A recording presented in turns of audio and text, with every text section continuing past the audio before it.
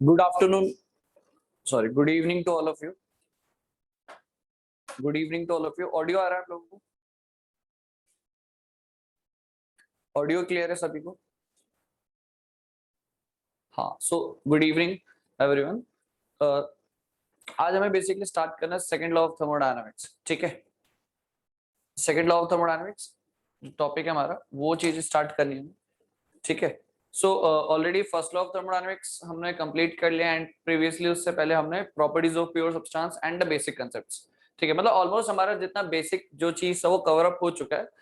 First law of thermodynamics का ही हमें further application देखना है, बट अब जब हम real life practical examinations practical examples की बात करते हैं या एप्लीकेशंस की बात करते हैं, तो first law of thermodynamics sufficient नहीं है एनालिसिस के लिए। फर्स्ट लॉ तो जस्ट एक बेसिक टूल है जिससे हम एक चीज बोल रहे हैं कि एनर्जी कंजर्व्ड है ना, वो चीज हम बात डिस्कस कर रहे हैं, बट वो कंप्लीटली सफिशिएंट नहीं है कोई भी सिस्टम को एनालिसिस करने के लिए। That's why we need another law जिसको हम सेकंड लॉ ऑफ थर्मोडायनामिक्स बोल रहे हैं। But second law of thermodynamics में जाने से पहले बट हमें ये कंप्लीटली एनालाइज करना है कि फर्स्ट लॉ में बेसिकली ऐसी क्या लिमिटेशंस हैं, है ना, जिसके बेसिस पे हम क्या नहीं कर पा रहे एनालिसिस सिस्टम का। तो ऐसा क्या लिमिटेशंस है basically first law of thermodynamics में जिसकी वजह से हम नहीं एनालिसिस कर पाते हैं सिस्टम्स का। सिंपल जो हम भी अभी तक हमने जितना भी एनालिसिस किया है जस्ट वो एक बेसिक है कि जस्ट आप ऐसा बोल सकते हो जैसे कोई भी प्रोसेस होने के लिए कुछ कंडीशंस की रिक्वायरमेंट है, तो first law is necessary condition but not the sufficient. वो नेसेसरी है, ठीक है, प्राइमरी ऑब्जेक्टिव प्राइमरी जो कंडीशन वो है बिल्कुल फर्स्ट लॉ ऑफ थर्मोडायनामिक्स, तो वो नेसेसरी होगा डेफिनेटली, बट वो सफिशिएंट नहीं। सो कहने का मतलब ये है कि क्या लिमिटेशंस है जिसकी वजह से आप फर्स्ट लॉ ऑफ थर्मोडायनामिक्स को कंप्लीट नहीं बोल पा रहे। ठीक है, तो वो पॉइंट्स हमें डिस्कशन करना है। ठीक है, फिर देन हम डिस्कस करेंगे कि सेकंड लॉ ऑफ थर्मोडायनामिक्स कैसे हम डिफाइन कर सकते हैं। वैसे मल्टीपल वेज है जिससे हम सेकंड लॉ ऑफ थर्मोडायनामिक्स को डिफाइन कर सकते हैं। ठीक है, फिर देन हम टॉपिक्स पाएंगे जैसे आपका थर्मल एनर्जी रिजर्वायर हो गया, हीट इंजन हो गया।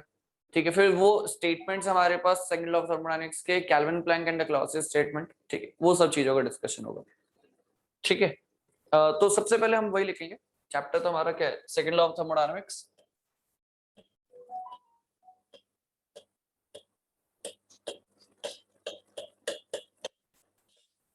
ठीक है, second law of thermodynamics, but इसमें सबसे पहली चीज जो हमें डिस्कशन करना है वो है लिमिटेशंस।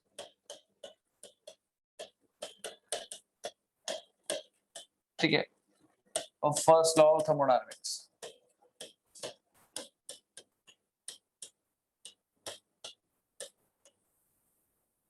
ठीक है, फर्स्ट लॉ ऑफ थर्मोडायनामिक्स, ये चीज इंपॉर्टेंट है यहाँ पे, क्योंकि जब तक आपको ये चीज का एनालिसिस नहीं होगा कि आप ये चीज नहीं समझ पा रहे हो कि क्या बेसिकली लिमिटेशंस है फर्स्ट लॉ में, देन हम सेकंड लॉ को हम समझ सकते ही नहीं है बेसिकली ये चीजें, क्योंकि वो लिमिटेशंस को फुलफिल कौन कर रहा है, सेकंड लॉ ऑफ थर्मोडायनामिक्स। तो वो चीज है। तो फर्स्ट ऑफ ऑल आप बताओ, आप लोगों ने अभी तक क्या पढ़ रखा है, मतलब क्या आपको नॉलेज अभी तक बेसिकली कि क्या लिमिटेशंस होती हैं फर्स्ट लॉ की, या फर्स्ट लॉ में ऐसा क्या है जिसके बेसिस पे हम कंप्लीटली एनालिसिस नहीं कर पा रहे। फर्स्ट लॉ में बेसिकली जो बात बोली गई है वो अपने आप में कंप्लीट नहीं है, that's why we need another law, simple सी बात। तो अगर आप लिमिटेशंस की बात करते हो, limitation of first law of thermodynamics, तो सबसे बड़ा लिमिटेशन क्या है? हाँ, direction is one of the reason कि डायरेक्शन एक रहता है, और इसके अलावा मतलब इससे भी पहले डायरेक्शन तो खैर आगे की बात होगी, उससे भी पहले डायरेक्शन से पहले क्या होगा? डायरेक्शन है बिल्कुल करेक्ट।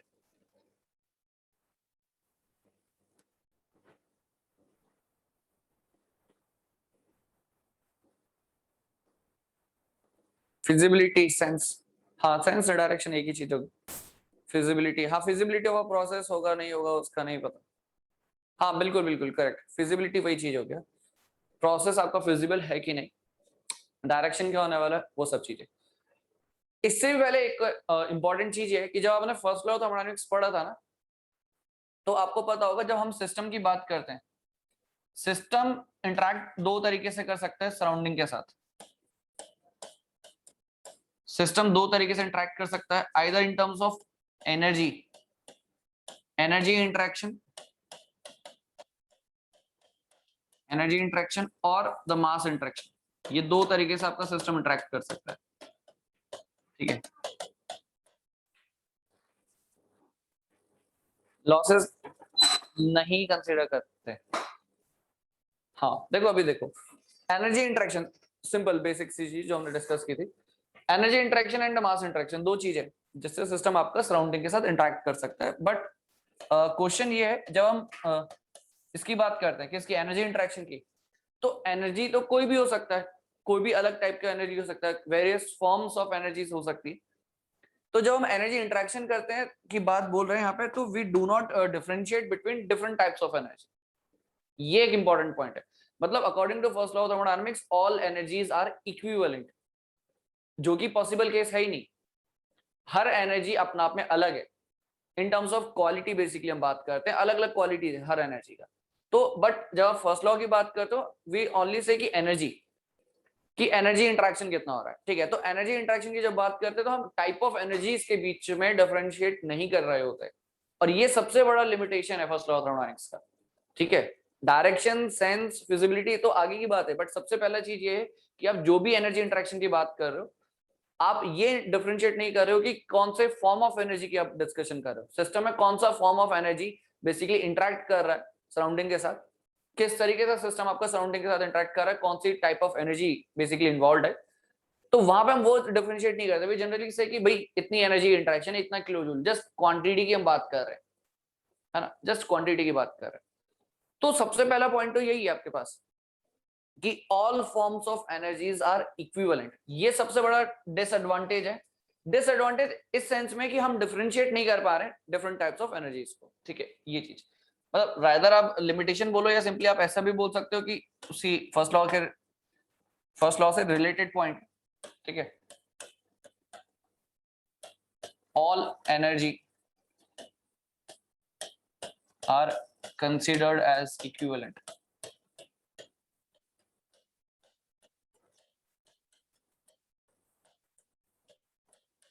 ये चीज, all energies are considered as equivalent, ठीक है।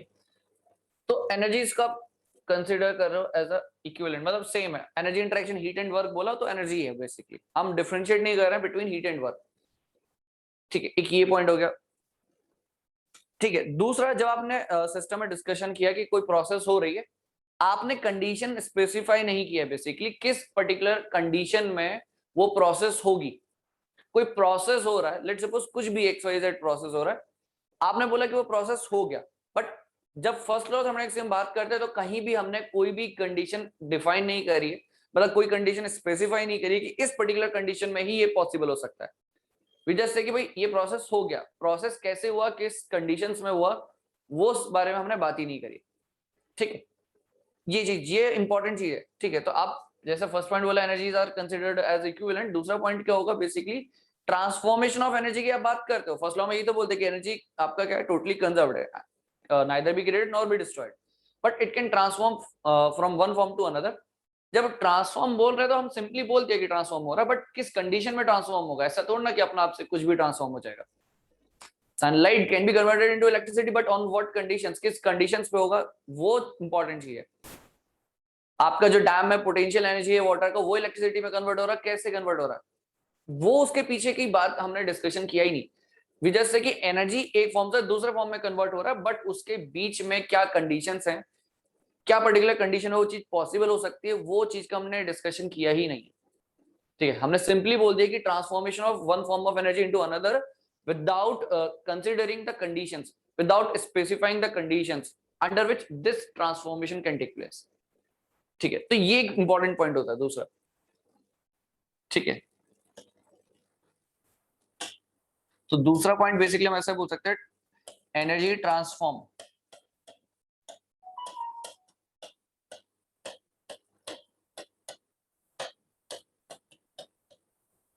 From one form to another form,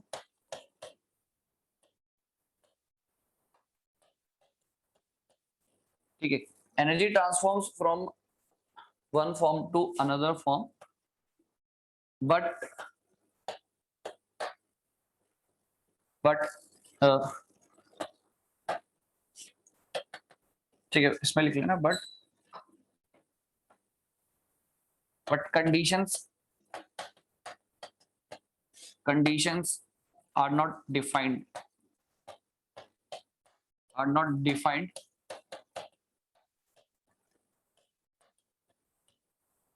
are not defined for this transformation.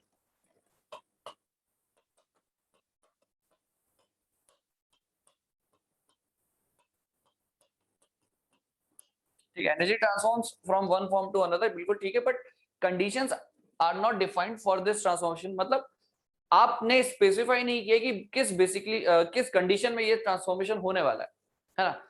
आपने जस्ट सिंपली बोल दिया कि एनर्जी कन्वर्ट हो रही है इस फॉर्म से दूसरी form, but under what conditions, कब वो पॉसिबल होगा, कब वो फिजिबल है, बेसिकली उस बारे में कोई डिस्कशन नहीं है। जस्ट सिंपली हमने बोल दिया एनर्जी आपका कन्वर्ट हो गया एक फॉर्म से दूसरे फॉर्म। जैसे सिंपली हम आपने जब फर्स्ट लॉ पढ़ा, आपने सिस्टम बोला कि इतना हीट गया इतना वर्क मिला, बट हमने ये थोड़ी ना बात ही नहीं करी है कि वो हीट वर्क में कन्वर्ट हो भी रहा है तो कैसे हो रहा है ना। तो जब आपकी प्रोसेस है तो प्रोसेस में क्या क्या कंडीशंस हैं, स्पेसिफिकेशंस, उस बारे में डिस्कशन इंपॉर्टेंट हो जाता है। ठीक है, हम सिंपली ऐसे नहीं बोल सकते मैंने हीट दिया सिस्टम को और वर्क बन गया, वो अलग चीज है। वो आप एक ऊपर से एनालिसिस कर रहे हो, ठीक है, आप बस एक ओवरव्यू ले रहे हो जस्ट। अगर आप सिस्टम के अंदर जाओगे तो आपको रियलिटी में पता चलेगा कि हीट दिया, हीट का ट्रांसफॉर्मेशन हो कैसे रहा है, हीट कैसे आपका वर्क में कन्वर्जन हो रहा है। ठीक है, तो वो सब चीजें, ठीक है। तो ट्रांसफॉर्मेशन सिर्फ हम बात करते हैं फर्स्ट लॉ में ट्रांसफॉर्मेशन की, बट हम ये बात नहीं करते कि वो ट्रांसफॉर्मेशन किस कंडीशन पे हो रहा है, ये हमने बात ही नहीं करी है। ठीक है, तीसरा अगर आप बात करोगे, तीसरा बोल सकते हो direction is not defined, is not defined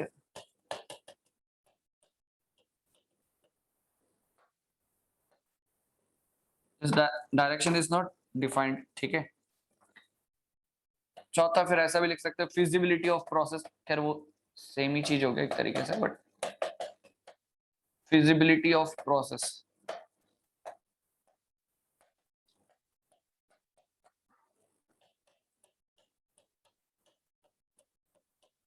ठीक है, तो ये चीज है basically first law of thermodynamics.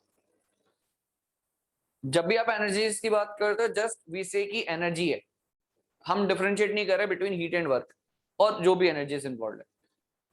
और जब आप बात करते हो फर्स्ट लॉ ऑफ थर्मोडायनेमिक्स की ट्रांसफॉर्मेशन की, तो हम ये कभी स्पेसिफाई नहीं कर रहे हैं, ये कभी हम डिफाइन नहीं कर रहे हैं कि किस कंडीशन में हो रहा है, वो कैसे हो रहा है, वो बेसिकली उस बारे में हमने कोई डिस्कशन नहीं किया।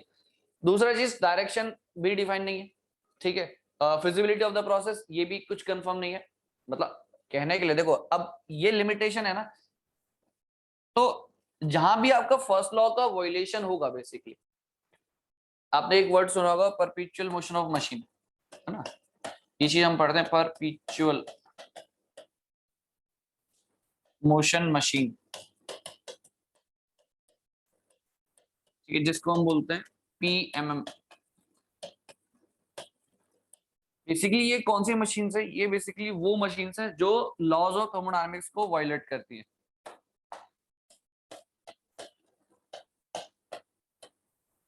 those machine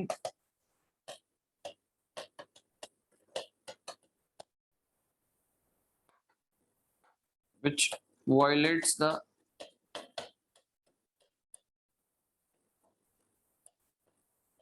laws of thermodynamics।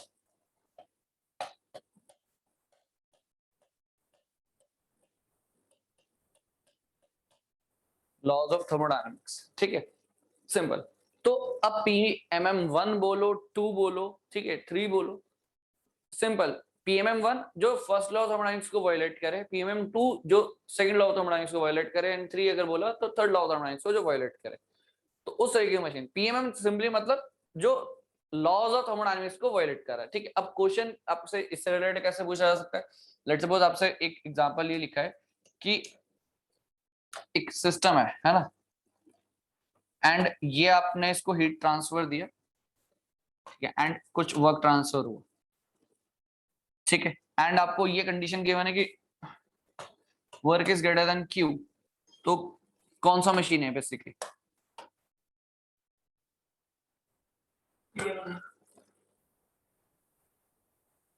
हाँ ये तो है 1 और 2 कंप्रेसर।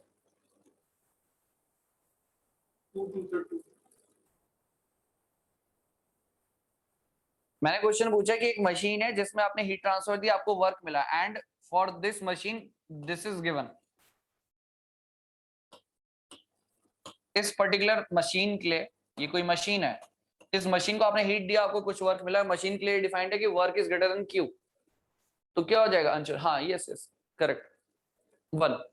Q1 बोला, PMM1 क्यों बोला? Because according to first law of thermodynamics ये पॉसिबल ही नहीं है। According to first law of thermodynamics ये पॉसिबल ही नहीं है कि आपने जो हीट ट्रांसफर दिया, मतलब जो हीट ट्रांसफर छोड़ो, जो आपने एनर्जी इंटरेक्शन दिया एंड आपको जो फाइनली मिल रहा है वो ज्यादा हो गया, ये तो पॉसिबल ही नहीं है। ठीक है, तो PMM1 होगा बेसिकली। ठीक है, ये पॉसिबल ही नहीं। बट अगर इसकी जगह आपको ये गिवन होता कि heat transfer equals to work transfer, तो क्या हो जाता? PMM2। ठीक है, because the entire heat can not be converted into work according to second law of thermodynamics. तो ये अगर ये कंडीशन गिवन होती, इट मींस वो PMM2 है फिर। ठीक है, बात समझ में आ रही है? अगर Q इक्वल्स टू W दिया है, कहने का मतलब क्या बोला जा रहा है? Entire heat interaction is converted into work, मतलब वो सेकंड लॉ ऑफ थर्मोडायनामिक्स का वायलेशन हो जाएगा।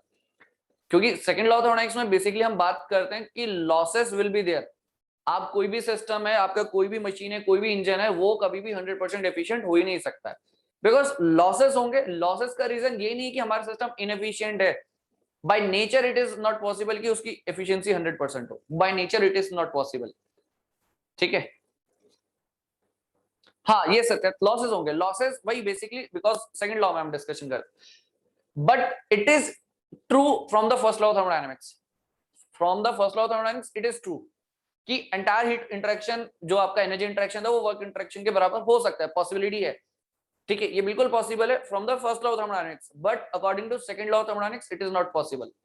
ठीक है, तो जब आप इसमें लिखोगे ना तो ये चीज लिख लेना, true according to first law.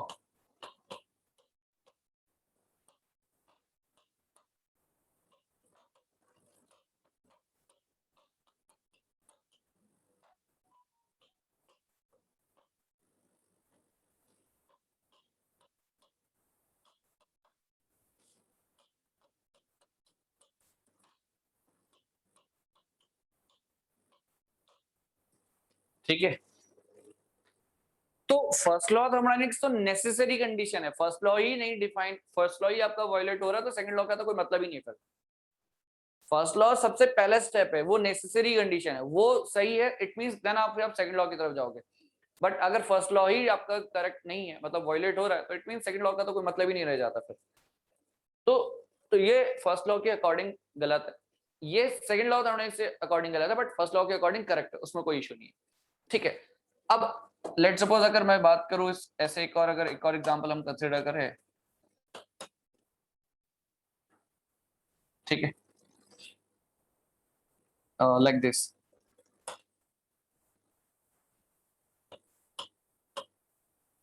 ठीक है, तो ये आपका एक मशीन है जो कॉन्स्टेंटली सिस्टम से वर्क प्रोड्यूस कर रहा है, तो इसको क्या बोलेंगे? क्या बोला जाएगा इसको?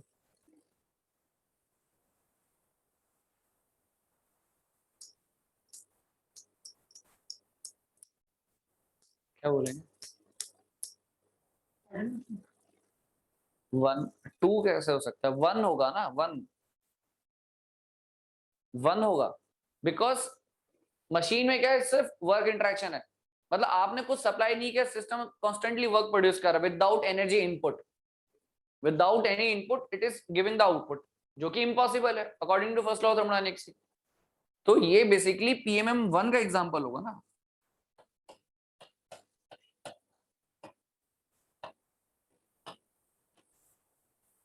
ये PMM1 का एग्जांपल होगा, बिकॉज विदाउट एनी इनपुट वो आउटपुट दे रहा है आपको सिस्टम में, जो कि इम्पॉसिबल है, क्योंकि हमने क्या बोला, सिस्टम क्या है, according to first law of thermodynamics energy can neither be created nor be destroyed. तो यहाँ पे एनर्जी क्रिएशन हो कहां से रहा है फिर, क्योंकि work transfer is what, energy interaction, energy interaction हो कहां से रहा है, और कॉन्स्टेंटली आपका वर्क कहां से प्रोड्यूस हो कहां से रहा है, विदाउट एनी इनपुट।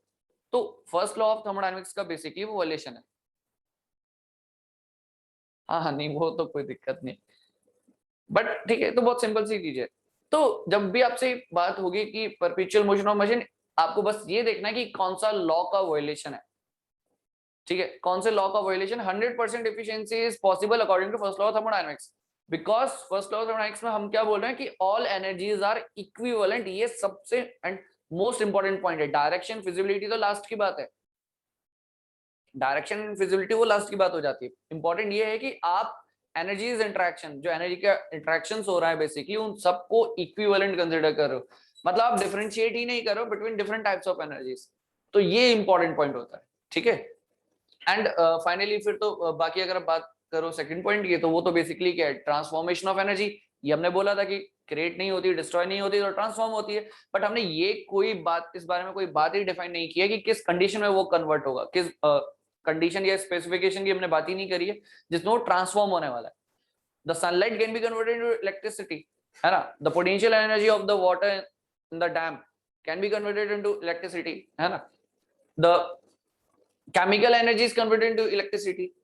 बहुत सारी कन्वर्जन्स हैं, बट अंडर व्हाट कंडीशंस वो पॉसिबल हो पा रहा है ट्रांसफॉर्मेशन, ये इस बारे में हमने कोई डिस्कशन नहीं किया in first law of thermodynamics. हमने जस्ट बोला कि ये एनर्जी दिया, ये एनर्जी मिल गया, बात खत्म, ठीक है। तो वो चीज होती। बाकी परपेचुअल मोशन ऑफ मशीन, है ना, ये चीज याद रखना, पीएमएम 1 बेसिकली जो फर्स्ट लॉ ऑफ थर्मोडायनामिक्स को वायलेट करे। तो खैर, तो अगर आपको मीनिंग याद ही रहेगा, बट लिखने के लिए आप लिख सकते हो इस चीज को ऐसे शॉर्ट में लिख लेना, PMM 1 violets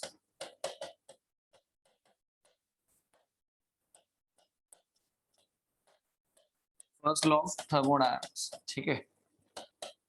and PMM 2 violates second law of thermodynamics, second law of thermodynamics, ठीक है।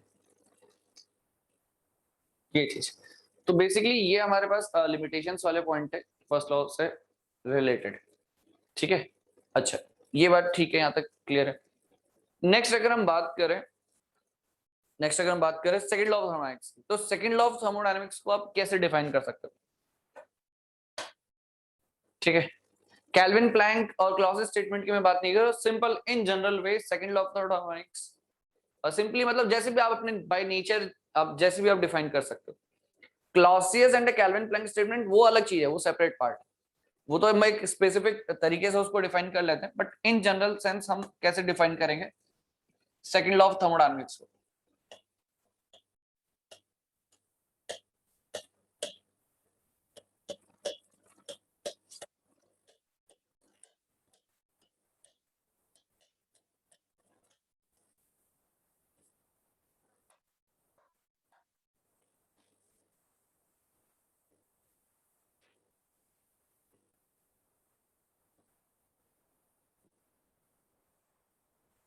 भास्कर,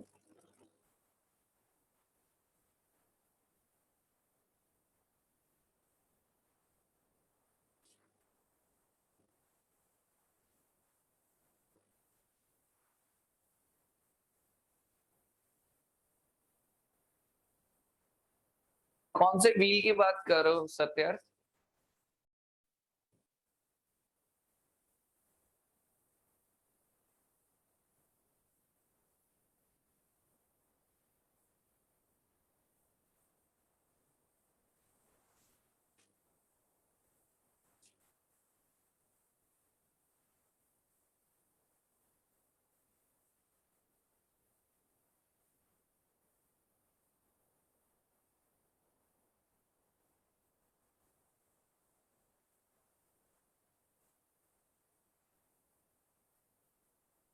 अच्छा,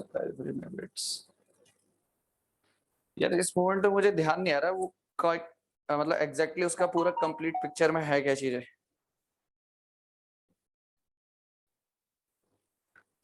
ठीक है, उसको कर लेंगे डिस्कस वाली एज। बट मेरे को अभी इस मोमेंट पे वो चीज नहीं आ रही, बट अरे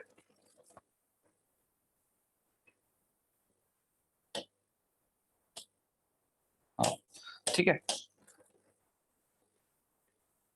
पेरिफेरी में वेट्स लगे होते हैं, हो सकता है, ठीक है। मेरे को अभी अभी जो ये वाले मोमेंट में अभी मुझे ध्यान नहीं आ रहा है। भास्कर व्हील आई थिंक सुना तो है, बट अभी क्लियर नहीं हो चीज, देखते हैं उसको अभी हम डिस्कस कर लेंगे बाद में। ठीक है। बस परपेचुअल मोशन ऑफ मशीन देखो, कोई सी भी आपके सामने कोई भी मशीन हो, बस आप ये देखो कि लॉ वायलेशन कैसे हो रहा है। आपको लॉ पता है तो आपको पता चल जाएगा कि ये लॉ कहाँ पे वैलिड है, कहाँ पे वैलिड नहीं है। वो बहुत सिंपल है। आपको क्या होगा, जैसे क्वेश्चन, अगर मैं ऑब्जेक्टिव क्वेश्चन की बात करूं तो एक कंडीशन दी है, एक कंडीशन दी है और बोला है कि बेसिकली कि लेट्स सपोज एक एग्जांपल के फॉर्म में अगर मैं बात करूं कि एक रजिस्टर है जहां पे इसमें करंट फ्लो कर रहा है, ठीक है, इलेक्ट्रिसिटी इसमें करंट फ्लो कर रहा है एंड लेट्स सपोज जो पावर है इट इज 5 किलोवाट आपने दे रखा है। तो रजिस्टर से जो हीट निकली, रजिस्टर से जो हीट निकली इट इज 6 किलोवाट। रजिस्टर से जो हीट निकला इट इज 6 किलोवाट। अब अगर आपसे पूछा जाए कि ये कौन सी मशीन में काउंट होगा तो आप इजीली बता सकते हो, है ना। ये चीज आप इजीली बता सकते हो ना कि आपने 5 किलोवाट का इलेक्ट्रिसिटी दिया एंड रजिस्टर से 6 किलोवाट निकल रहा है बाहर। यस एग्जैक्टली 1, है ना। तो वर्क आपने दिया एंटायरली कन्वर्ट होकर वो 6 ही हो सकता है, 6 से ज्यादा कैसे हो सकता है, वो तो पॉसिबल ही नहीं है। तो वो चीज है, आपके सामने कोई भी केस आए आप इजीली उस चीज को डिस्कस कर सकते हो कि भाई कौन सा लॉ यहाँ पे वैलिड नहीं हो रहा है, ठीक है। अच्छा, सेकंड लॉ की मैं बात कर रहा था यहाँ पे। Second law of thermodynamics simply क्या कहता है कि कोई भी प्रोसेस है वो एक पर्टिकुलर सर्टेन डायरेक्शन में ही होने वाली है। जितने भी नेचर में प्रोसेस होती है, ऑल स्पॉन्टेनियस प्रोसेस। पहली चीज यहाँ पे हम बात कर रहे हैं स्पॉन्टेनियस की, देखो इसको हम लिखेंगे all spontaneous process. All spontaneous process in nature occur in particular in certain direction.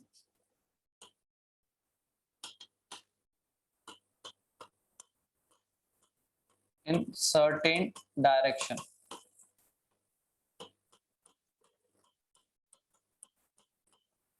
ठीक है, all spontaneous process in nature occur in certain directions. ठीक है, कहने का मतलब क्या हुआ इन सर्टेन डायरेक्शन, कि भाई एक पर्टिकुलर डायरेक्शन में ही सारी की सारी प्रोसेस होगी। स्पॉन्टेनियस बोलने का मतलब वो प्रोसेस जो खुद ब खुद हो रही है, on its own. Spontaneous process basically जो अपने आप हो रही है। अब जब अपने आप हो रही है इट मींस वो एक पर्टिकुलर डायरेक्शन में ही होंगी। एंड ये बाय नेचर आपको पता है, जैसे हीट ट्रांसफर हमेशा from a higher temperature body to low temperature body होगा। जस्ट बाय नेचर आपको पता है, ये जस्ट एक ऑब्जर्वेशन है। कोई भी body from a high potential energy to low potential energy flow करेगी, मूव करेगी। एंड आपको एक और चीज पता है कि अगर हम बात करते हैं कोई भी केमिकल कंपाउंड है या केमिकल कंपोनेंट है, वो बेसिकली हाई कंसंट्रेशन लेवल से लो कंसंट्रेशन लेवल की तरफ फ्लो करेगा। तो ये सब चीजें आई कहां से, है ना। हाई पोटेंशियल से लो पोटेंशियल चीजें मूव कर रही है। वाटरफॉल आपने देखा है, हाई पोटेंशियल से नीचे की तरफ वाटर फ्लो कर रहा है ना। एंड आपका जो हाई टेम्परेचर बॉडी से लो टेम्परेचर बॉडी फ्लो हो रहा है हीट। तो ये सब चीजें आई कहां से, इट इज बाय नेचर। ये कंस्ट्रेंट लगाया किसने, इट्स अ नेचर्स कंस्ट्रेंट, ठीक है। ये जो रिस्ट्रिक्शन है बेसिकली एक ही डायरेक्शन में होने का मतलब कुछ ना कुछ रिस्ट्रिक्शंस है। वो रिस्ट्रिक्शंस आई कहां से, बिकॉज ऑफ द नेचर। ये चीज हम जैसे बात करते हैं कि ये आपके पास बॉडी है लेट्स सपोज टेम्परेचर T1 पे एंड ये दूसरी बॉडी है टेम्परेचर T2 पे। एंड हमें गिवन है if T1 is greater than T2, ये कॉमन सेंस हम बात कर सकते हैं कि यार यहां से यहाँ हीट ट्रांसफर होने वाला है, this will be the heat transfer. अब ये जो आपने बात बोली है लेट्स सपोज कि हाई टेम्परेचर बॉडी से लो टेम्परेचर बॉडी हीट ट्रांसफर हो रहा है, तो ऐसा ही क्यों हो रहा है, because of the nature restriction. क्यों नहीं यहां से यहां हो रहा है, ठीक है। ये चीज समझने की जरूरत है। ये रेस्ट्रिक्शन जब आपने बोला एक डायरेक्शन फिक्स हो गई, डायरेक्शन फिक्स मतलब दूसरे के मतलब अपोजिट सेंस में कुछ रेस्ट्रिक्शंस होंगी जो कि पॉसिबल नहीं है। मतलब वो रेस्ट्रिक्शन की वजह से वो प्रोसेस पॉसिबल नहीं, कहने का मतलब। तो प्रोसेस हमेशा क्या हो रहा है, heat transfer from T1 to T2, मतलब T1 बढ़ा था तो T1 से हीट ट्रांसफर जाएगा इस बॉडी से इस बॉडी की तरफ, मतलब T1 वाली बॉडी और T2 वाली बॉडी की तरफ। तो डायरेक्शन फिक्स कहने का मतलब ये है कि कुछ ना कुछ कंस्ट्रेंट है, रेस्ट्रिक्शंस है, ठीक है। तो एक पॉइंट आप जैसे यहां पे लिख सकते हो कि direction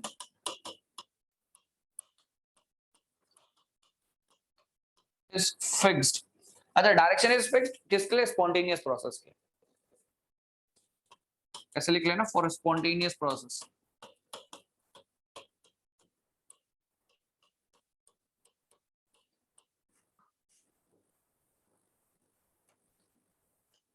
for spontaneous process direction is fixed. मतलब कहने का मतलब यहाँ पे है कि दैट इज देयर इज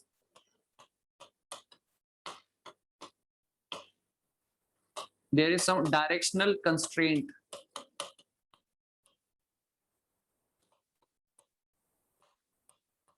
कुछ ना कुछ तो कंस्ट्रेंट है जिसकी वजह से वो अपोजिट सेंस में प्रोसेस नहीं हो पा रही, ठीक है। एंड ये डायरेक्शनल कंस्ट्रेंट किसकी वजह से है? बिकॉज ऑफ द नेचर, ठीक है। जो डायरेक्शनल कंस्ट्रेंट की हम बात कर रहे हैं बिकॉज ऑफ नेचर,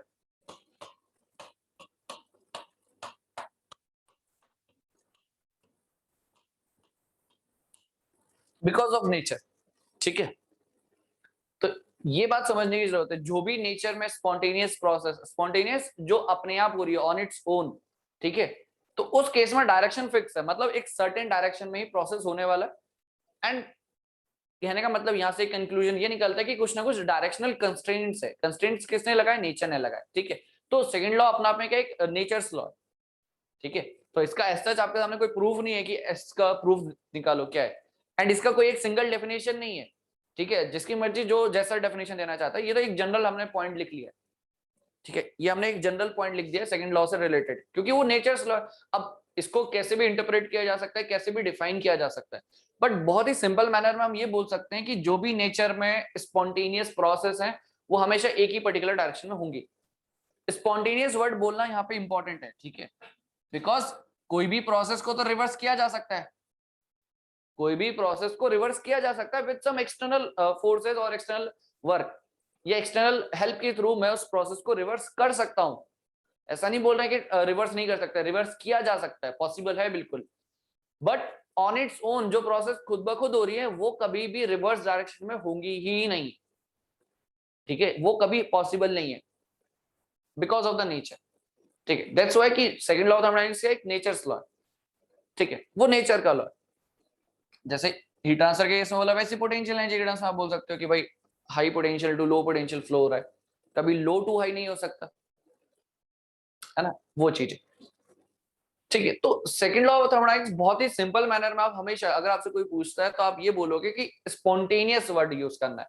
अदरवाइज अगर आपने स्पॉन्टेनियस वर्ड यूज नहीं किया तो इस डेफिनेशन का कोई मतलब नहीं है, क्योंकि जैसे आप बोलोगे प्रोसेस और आप बोलोगे डायरेक्शन फिक्स, तो दूसरा क्वेश्चन यही आएगा कि प्रोसेस का डायरेक्शन रिवर्स किया जा सकता है with the help of some external effects और एक्सटर्नल फोर्सेस। तो आपको स्पॉन्टेनियस वर्ड ध्यान रखना है, इसलिए अंडरलाइन भी कर लेना है इस चीज को कि स्पॉन्टेनियस प्रोसेस इन नेचर, जो नेचर में अपने आप हो रही है, बिकॉज इसका यहाँ से यहाँ हीट ट्रांसफर में मेरा कोई रोल नहीं है, ठीक है। यहां से यहां जो हीट ट्रांसफर हो रहा है इसमें हमारा कोई रोल नहीं है, बात समझ में आ रही? हाँ, बट इस रूम में टेम्परेचर था 25, बट इस 25 टेम्परेचर जो रूम है बॉडी स्टूडियो का या रूम का, यहाँ पे रूम टेम्परेचर 25 डिग्री सेल्सियस है, बट इसका टेम्परेचर अगर मैं 10 डिग्री सेल्सियस कर दूं तो वहां पे हमारा रोल है। अब वो हमने कैसे किया? By the help of AC, by the help of some other things, वो पॉसिबल चीज है, वो हमने किया अपने एंड से, वो बाय नेचर कभी नहीं हो सकता। समझ में आ रही बात? बाय नेचर तो यही है कि जो बाहर का टेम्परेचर और यहाँ का टेम्परेचर सेम हो सकता है, थर्मल इक्विलिब्रियम मेंटेन्ड है, बट किसी एक पर्टिकुलर स्पेस में, पर्टिकुलर सिस्टम में मैं टेम्परेचर कंट्रोल कर सकता हूँ अपनी हेल्प से, मतलब एक्सटर्नल हेल्प की वजह से। तो कुछ ऐसा सिस्टम मैं ऐसा डिप्लॉय कर सकता हूँ जिसकी वजह से चेंजेस कर सकता हूँ मैं इन्वायरमेंट में, ठीक है। अब इन्वायरमेंट बोलेगा मतलब मेरा सिस्टम ही मेरा इन्वायरमेंट है, बस उस चीज की हम बात कर रहे हैं। तो एक पर्टिकुलर स्पेसिफिक रीजन को जब स्टडी कर रहा है तो वहां पे मैं चेंजेस लेकर आ सकता हूँ, बट वो चेंजेस लाने के लिए मुझे एक्सटर्नल हेल्प की जरूरत है, अपना आप नहीं होने वाला कभी, ठीक है। तो ये चीज है कि वो डायरेक्शन कंस्ट्रेंट जो है, ये वर्ड इंपॉर्टेंट, डायरेक्शनल कंस्ट्रेंट, जो डायरेक्शन का जो कंस्ट्रेंट आया हुआ है किसकी वजह से है? Because of nature. तो ये चीज होती है हमारी सेकंड लॉ ऑफ थर्मोडायनेमिक्स में, ठीक है। तो आगे अभी हम जो डिस्कशन करेंगे वो with respect to heat engine होगा, ठीक है। हीट इंजन हो गया, आपका हीट पंप हो गया, रेफ्रिजरेटर हो गया, क्योंकि मोस्टली हम एज मैकेनिकल इंजीनियर हम डिस्कशन कब हमेशा क्या कर रहे हैं? Heat engine. But second law of thermodynamics बहुत जगह अलग अलग फील्ड में एप्लीकेबल है, बट हमारा डिस्कशन किसके साथ होने वाला है? कौन से टॉपिक्स में? हीट इंजन, पंप हो गया, हीट पंप बेसिकली, या हीट रेफ्रिजरेटर बेसिकली, ये सब चीजें, ठीक। तो हमसे मैकेनिकली, मतलब मैकेनिकल इंजीनियर से जो डायरेक्टली रिलेटेड है, वैसे second law of thermodynamics life में आप कहीं भी अप्लाई कर सकते हो, इवन लाइफ, इवन साइंस में आप डिस्कशन करते हो, फार्मास्यूटिकल्स, बायोटेक वाले बेसिकली इसको यूज करते हो, बहुत अलग अलग जगह अलग अलग फील्ड में यूज होता है, बट हमें कहाँ यूज करना है वो ही हमें पता होना चाहिए। हमारे लिए ये जो लॉ है, हम कहाँ इसको यूज करने वाले, कहाँ यूटिलाइज करने वाले, वो चीज इंपॉर्टेंट है। ठीक है, तो सिंपली इसमें आप ये चीज लिख सकते हो कि all spontaneous process nature occur in certain direction only. ठीक है, अब देखो एग्जांपल के लिए अगर हम बात करें, क्यों जैसे हमने सेकंड थर्ड की बात करी थी, डायरेक्शन और फिजिबिलिटी ऑफ द प्रोसेस की। ठीक है, लेट सपोज एग्जांपल में अगर हम बात करें, जैसे प्रीवियस एग्जांपल ही था। ठीक है, ये आपके पास एक रजिस्टर है।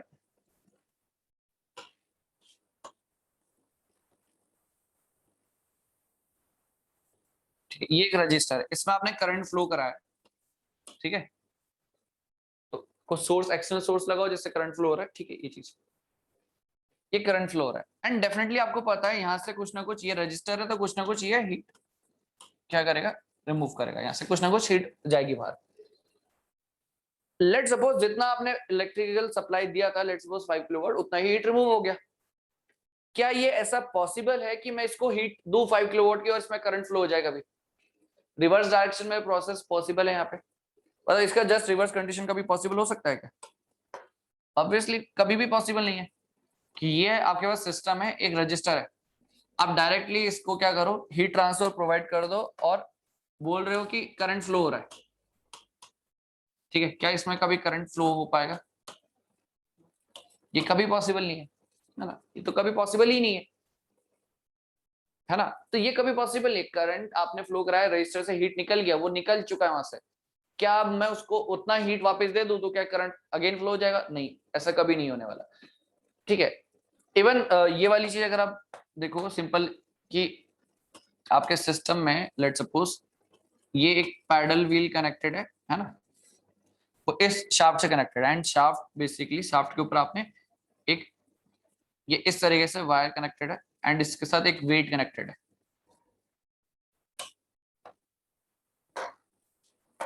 ठीक है, इस तरीके से। अब आपको पता है कि लेट सपोज ये वेट है। ठीक है, अब वेट ये डाउनवर्ड मूव कर रहा है, वेट डाउनवर्ड मूव कर रहा है, तो ये पैडल जो ये आपके पास स्टेरर है, ये रोटेट करेगा। अब स्टेरर रोटेट करेगा तो सिस्टम में जो भी फ्लूइड अवेलेबल है इसमें, ठीक है, उसका क्या टेम्परेचर इंक्रीज हो जाएगा, उसका टेम्परेचर इंक्रीज होगा लेट सपोज। अब टेम्परेचर इंक्रीज हुआ एंड लेट सपोज इंसुलेटेड नहीं है, तो कुछ ना कुछ हीट ट्रांसफर भी होगा। ठीक है, आपने इसका टेम्परेचर इंक्रीज हुआ ना, बिकॉज ऑफ द स्टेरर रोटेशन हुआ कुछ, तो टेम्परेचर इंक्रीज हुआ। क्या मैं जो यहाँ से हीट लूज करा है ये, ठीक है, लेट सपोज कुछ हीट लूज कर गया, क्या मैं यही हीट इसको वापस दूं और ये रोटेशन करे और ये वेट ऊपर आ जाए? ऐसा हो सकता है कभी? नहीं ना, ये चीज पॉसिबल ही नहीं है। तो कुछ प्रोसेस कभी भी रिवर्स डायरेक्शन में पॉसिबल नहीं हो रही। ठीक है, ये बात समझने की जरूरत है। ये आपका मास बेसिकली नीचे गया बिकॉज इसका वेट ज्यादा था, तो पोटेंशियल एनर्जी की वजह से ये यहाँ पे से यहाँ नीचे मूव कर गया, एंड उसकी वजह से ये रोटेशन दिखा। उस रोटेशन का इफेक्ट बेसिकली टेम्परेचर इंक्रीज हुआ, फ्लूइड का टेम्परेचर इंक्रीज हुआ, उसने हीट ट्रांसफर करा सराउंडिंग को। अब मैं क्या वही हीट ट्रांसफर वापस दूंगा सिस्टम में, तो क्या पेडल ये बेसिकली स्टेरर रोटेशन करेगा? कभी नहीं कर सकता ना, वो चीज है। तो बेसिक बात समझने की जरूरत यही है कि प्रोसेस आपका हमेशा एक सर्टेन डायरेक्शन में ही होने वाला है। ठीक है, हमेशा ऐसा नहीं होगा कि वो रिवर्स हो जाए, कुछ केस में रिवर्स हो सकता है, एंड हम एक्सटर्नल हेल्प की वजह से प्रोसेस को रिवर्स भी कर सकते हैं। रिवर्स होना जरूरी नहीं है, कि हम ये नहीं बोल रहे कि रिवर्स हो जाए तो वो सही है। रिवर्स हो सकता है किसी भी तरीके से, एक्सटर्नल हेल्प की वजह से रिवर्स हो सकता है, बट इंपॉर्टेंट ये है कि अगर वो रिवर्स हो रहा है तो कहीं ना कहीं तो सराउंडिंग पे कुछ ना कुछ इफेक्ट पड़ेगा, जो आप उसको रिवर्स कर रहे हो। मतलब कोई भी प्रोसेस आपका 1 से 2 हुआ, 2 से 1 लाया जा सकता है, पॉसिबिलिटी है, बिल्कुल पॉसिबल है, सम एक्सटर्नल हेल्प की वजह से वो पॉसिबल है। बट जब वो 2 से 1 आएगा तो सिस्टम पे भी कुछ ना कुछ इफेक्ट पड़ेगा, सराउंडिंग पे भी फर्क पड़ेगा। ठीक है, तो वही वहां पे हम बात करते हैं रिवर्सिबल और इरिवर्सिबल प्रोसेस की। रिवर्सिबल वो हम लिखेंगे भी आगे, बट रिवर्सिबल क्या है? जो प्रोसेस आपका क्या हो, दोबारा रिटर्न बैक कर जाए अपनी पोजीशन पे, उसको रिवर्सिबल बोलते हैं। अब जो नहीं कर पा रहा है उसको इरिवर्सिबल बोल रहे हैं। बट ऐसा नहीं कि रिवर्सिबल के केस में क्या है, आपका रिटर्न बैक तो करे, बट साथ साथ सिस्टम एंड सराउंडिंग जो इनिशियल कंडीशन पे थे वो वहीं के वहीं रहे, वो वहीं के वहीं रहे। बट इरिवर्सिबल के केस में क्या होता है कि अगर आपने सिस्टम को दोबारा अपनी इनिशियल पोजीशन पे लेकर गए, तो क्या होगा कि आपका सिस्टम ये सराउंडिंग में से कहीं ना कहीं चेंजेस आपको देखने को मिलेंगे। एग्जैक्टली वही कंडीशन नहीं रहने वाली जो इनिशियली थी पहले। ठीक है, तो वो रिवर्सिबल इरिवर्सिबल वाली चीज होती है। तो वही चीज है, लेट सपोज जैसे ये केस हो गया कि आपने करंट फ्लो कराया, हीट ट्रांसफर, तो हीट ट्रांसफर दिया तो कभी करंट फ्लो होगा नहीं, सेम वैसे ही चीज यहाँ पे भी है। ठीक है, तो ऐसे बहुत सारे एग्जाम्पल है कि जहां पे आप देखते हो कि डायरेक्शन का बहुत इंपॉर्टेंट रोल है ना, जहां पे क्या है, डायरेक्शन का बहुत ज्यादा इंपॉर्टेंट रोल है। तो इसलिए सेकंड लॉ ऑफ थर्मोडायनेमिक्स इसलिए इंपॉर्टेंट हो जाता है थर्मोडायनेमिक्स में, जब आप प्रोसेस का एनालिसिस करो, किसी सिस्टम का एनालिसिस कर रहे हो, तो एनर्जी का जो इंटरेक्शन हो रहा है बिटवीन सिस्टम एंड सराउंडिंग किस पर्टिकुलर डायरेक्शन में हो रहा है, वो चीज बहुत इंपॉर्टेंट है। ठीक है, without defining the direction we can not say कि भाई प्रोसेस कैसे फिजिबल होगा कि नहीं होगा। प्रोसेस फिजिबिलिटी बात की बात है, पहले आप ये तो देखोगे कि जो हीट या एनर्जी इंटरेक्शन है वो किस पर्टिकुलर डायरेक्शन में हो रहा है।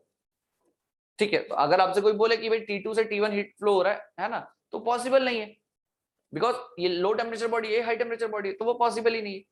ठीक है, तो डायरेक्शन इंपॉर्टेंट है, तब आप जाके फिजिबिलिटी की तरफ जाते हो कि फिजिबल होगा कि नहीं होगा। तो एक बार डायरेक्शन पहले डिफाइन कर ली, आपके लॉस के अकॉर्डिंग बिल्कुल करेक्ट है, तो फिर आप बोल सकते हो कि हाँ बिल्कुल ठीक है, प्रोसेस फिजिबल है। ठीक, ये चीज। तो जब भी आप बात करोगे फाइनली कि कोई भी प्रोसेस फिजिबल है कि नहीं, तो आपको चेक क्या करना है, सिर्फ दो लॉज ऑफ थर्मोडायनेमिक्स। ठीक है, तो जब हम बात करते हैं फॉर फिजिबिलिटी,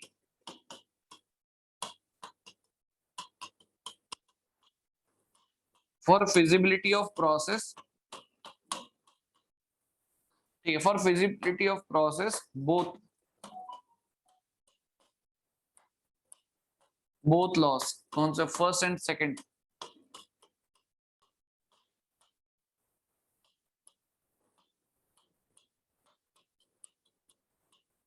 बोथ लॉ मतलब first and second law of thermodynamics should be satisfied.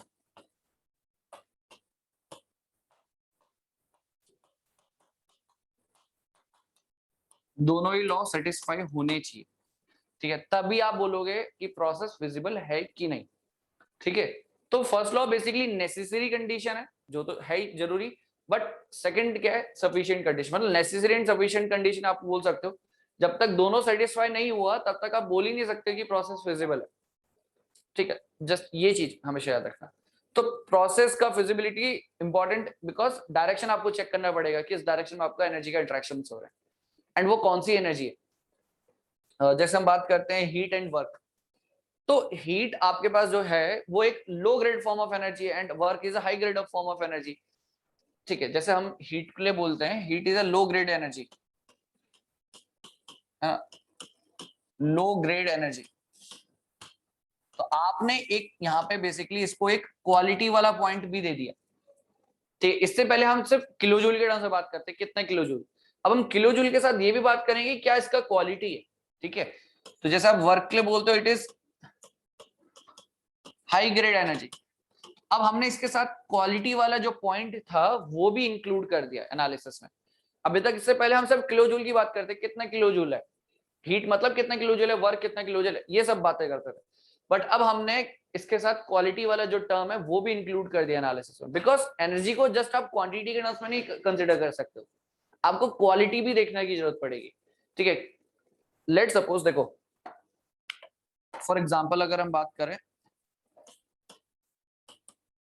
एक सोर्स है, ठीक है, लेट सपोज एक 100 डिग्री सेल्सियस का सोर्स है, जो कि आपको 100 किलो जूल सप्लाई कर रहा है, क्या, heat transfer.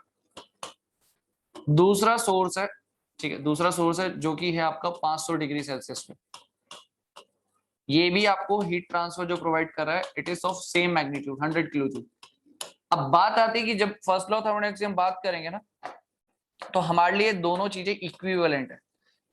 According to first law of thermodynamics both this heat transfers are equal. Equivalent का बेसिकली इक्वल बोलूंगा मैं, कि दोनों इक्वल है, but according to second law of thermodynamics both are different, both are different. Different क्यों है, different क्यों है, दोनों में ऐसा क्या डिफरेंस है। हाँ हाँ, तो उससे क्या डिफरेंस क्या आएगा सिस्टम में, टेम्परेचर मुझे भी दिख रहा है 100 एंड 500, बट डिफरेंस क्या आएगा उससे, डिफरेंस क्या आने वाला है, an energy is not high, energy is not high, energy जो है it is 100 kilo joule, 100 kilo joule, 100 kilo joule. Quality, quality, yes, the word is quality. The quality of energy is high in case of 100 kilojoule of energy, which is from the 500 degree Celsius source. ये 100 degree Celsius source से 100 kilo jute mill रहा है। Quantity wise तो दोनों same है, but quality wise, quality, अच्छा quality आप हमें क्या पता क्वालिटी क्या है, इसकी क्वालिटी कैसे? हाँ, मैं उसी बात पे आ रहा हूँ। हमने क्या बोला, 100 डिग्री सेल्सियस एक 500 डिग्री सेल्सियस है। 100 डिग्री सेल्सियस में 100 किलो जूल मिल रहा है, वहां पे भी 100 किलो जूल मिल रहा है, क्वांटिटी वाइज दोनों सेम है। तो according to first law of thermodynamics ये दोनों सेम चीज है ना, फर्स्ट लॉ ऑफ थर्मोडायनामिक्स के अकॉर्डिंग दोनों चीजें सेम है। बट जब आप सेकंड लॉ ऑफ थर्मोडायनामिक्स की बात करते हो तो इट इज मोर इंपॉर्टेंट। ये एनर्जी क्या है, ज्यादा इंपॉर्टेंट है, मतलब ये ज्यादा क्वालिटी का है, ये लो क्वालिटी का है। अब जब कोई बोल रहा है ना क्वालिटी, तो क्वालिटी को मैं कैसे डिफाइन करूंगा, क्वालिटी है क्या, किसको आप क्वालिटी बोल रहे हो, क्या क्वालिटी, क्वालिटी है क्या? क्वालिटी बोल तो दिया हमने वर्ड की, इसकी ज्यादा क्वालिटी उसकी कम। वेस्टेज कम होगा 500 डिग्री सेल्सियस में, कौन सा वेस्टेज, किस वेस्टेज की बात कर रहे हो?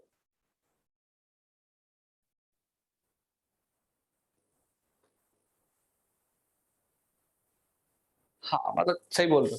एक्चुअली क्या है, ये जो एनर्जी है आपके पास, it is of high quality because this energy can be converted into work more efficiently.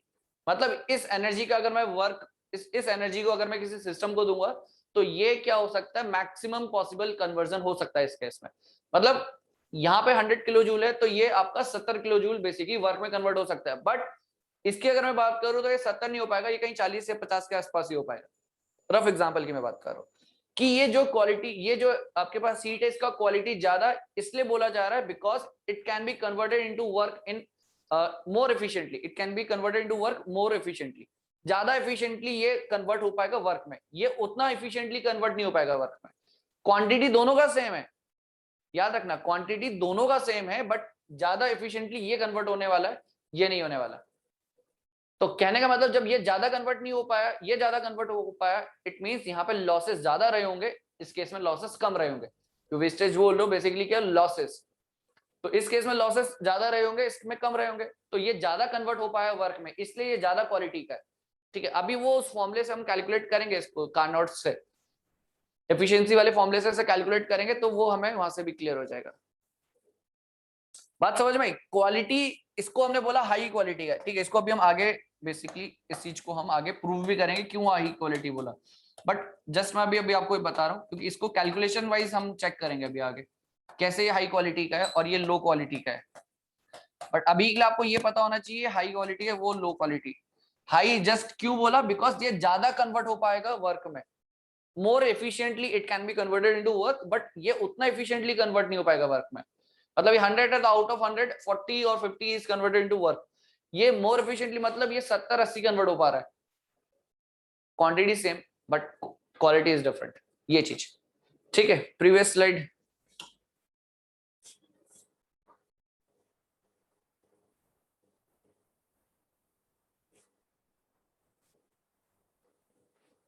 ठीक है, तो वो भी हम बेसिकली कार्नोट्स वाले जो एफिशिएंसी वाला फॉर्मूला, उससे हम ये चीज डिस्कस भी करेंगे।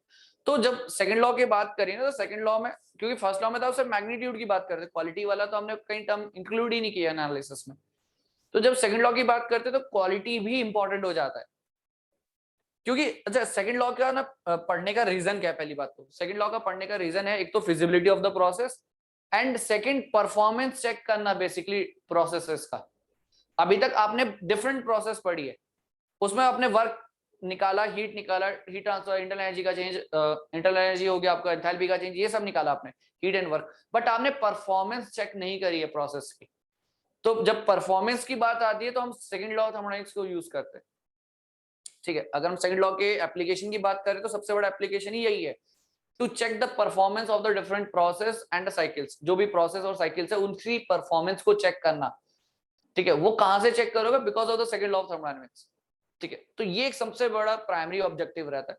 और वो इनिशियली जो हमने डिस्कस किया, डायरेक्शन एंड फिजिबिलिटी वाला चीज, डायरेक्शन एंड फिजिबिलिटी के लिए तो हम सेकंड लॉ यूज करते ही करते हैं, बट साथ साथ परफॉर्मेंस चेक करने के लिए कौन ज्यादा बेटर परफॉर्म कर रहा है। ठीक है, हमें सिंपली वर्क के मैग्नीट्यूड से मतलब नहीं है। आपके पास दो सिस्टम है, दोनों same amount of work produce कर रहे हैं, बट एक ज्यादा क्वालिटी का, एक लो क्वालिटी का। ये तो सबसे बड़ा इंपॉर्टेंट पॉइंट है। आपके पास कितना वर्क मिल रहा है फर्स्ट लॉ ऑफ थर्मोडायनामिक्स से आप निकाल सकते हो, बट कौन ज्यादा बेटर परफॉर्म कर रहा है ये आप सेकंड लॉ ऑफ थर्मोडायनामिक्स से ही चेक कर पाओगे। क्लियर ये चीज? तो performance is checked by the from the second law of thermodynamics, है ना। तो सिंपली वर्क आउटपुट आपका दो सिस्टम का सेम है, हमें उससे मतलब नहीं है। वर्क ठीक समझ में आ रही, दोनों का बात है, क्लियर है। बट परफॉर्मेंस, एफिशिएंसी, ये सब का एनालिसिस करना भी बहुत इंपॉर्टेंट हो जाता है। ठीक है, तो ये चीज है। तो इसमें एक फाइनली एक पॉइंट यहाँ पे ये भी लिख लेना,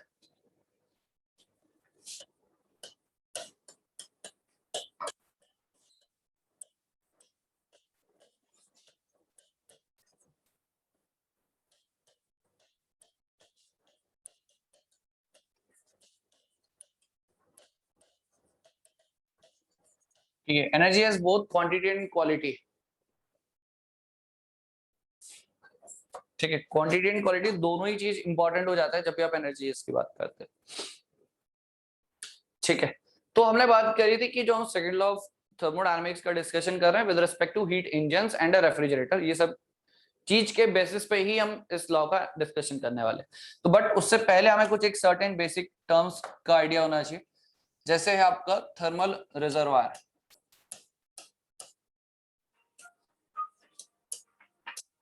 थर्मल रिजर्वायर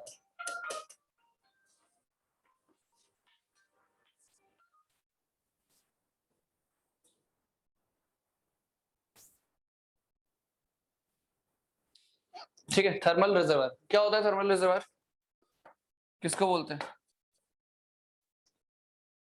थर्मल रिजर्वायर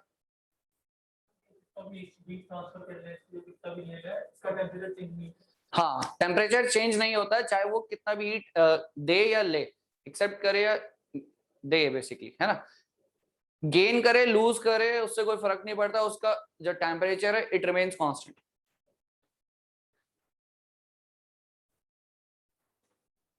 हाँ, टेम्परेचर चेंज नहीं होगा, बिल्कुल करेक्ट। चाहे वो ऐड करे या एक्सट्रैक्ट करे, है ना, लूज करे गेन करे, उससे कोई फर्क नहीं पड़ रहा है। एग्जाम्पल, एग्जाम्पल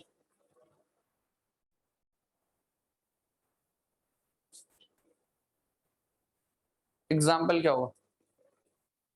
इन्फानाइट बोलना एक्चुअली करेक्ट नहीं होगा। इंपॉर्टेंट चीज ये है, वैसे बुक्स में आपको मिलेगा इन्फानाइट लिखा हो, बट इन्फानाइट बोलना करेक्ट नहीं है। इन्फानाइट कुछ चीज एग्जिस्ट होती ही नहीं है, ठीक है। इन्फानाइट बोलना करेक्ट नहीं होगा। इंपॉर्टेंट ये है कि कुछ भी उससे अमाउंट ऑफ एनर्जी निकल रहा है या जा रहा है उसकी तरफ, टेम्परेचर चेंज नहीं हो रहा है। एग्जाम्पल जैसे एटमॉस्फेयर, फर्नेस एंड, हाँ बिल्कुल ठीक है। इसके अलावा मैं अपने रूम को भी, चाहे आप अपने रूम में हो, उसको भी एज अ रिजर्वायर बोल सकता हूँ क्या? कैसे, किस बेसिस पे? जैसे आप एक कोने पे लाइट जला दो तो उससे भी तो हीट रिलीज होती है। हाँ करेक्ट करेक्ट करेक्ट। मतलब जैसे आपका रूम है, आपके रूम में बेसिकली आप कुछ भी एक इलेक्ट्रिकल इक्विपमेंट यूज कर रहे हो, लाइक आपका टीवी है, फ्रिज है, कुछ भी है, आईसी इंजन कूल हो सकता है उसमें।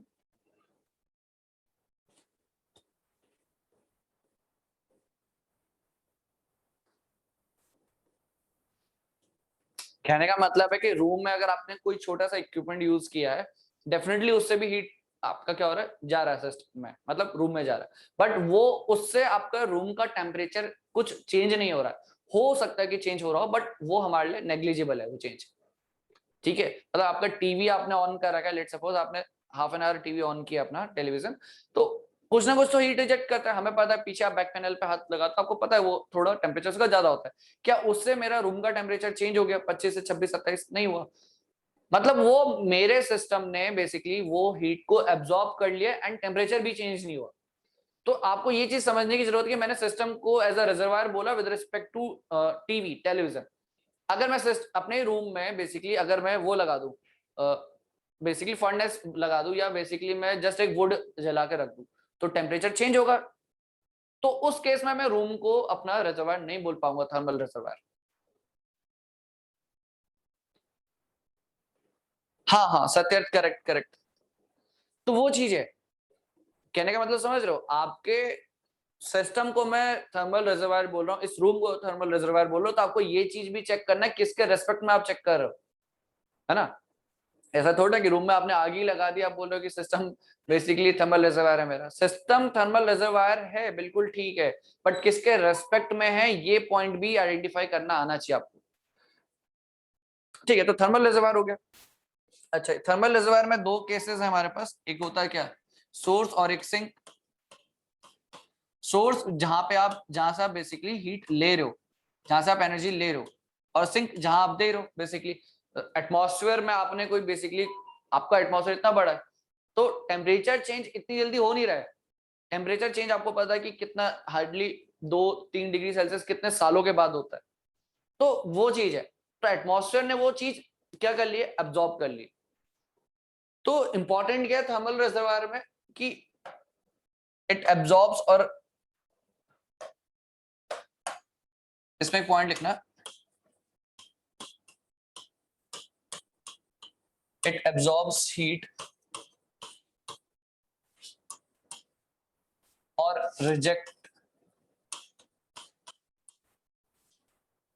it absorbs heat or reject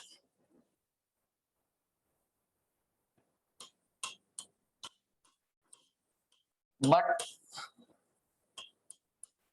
its temperature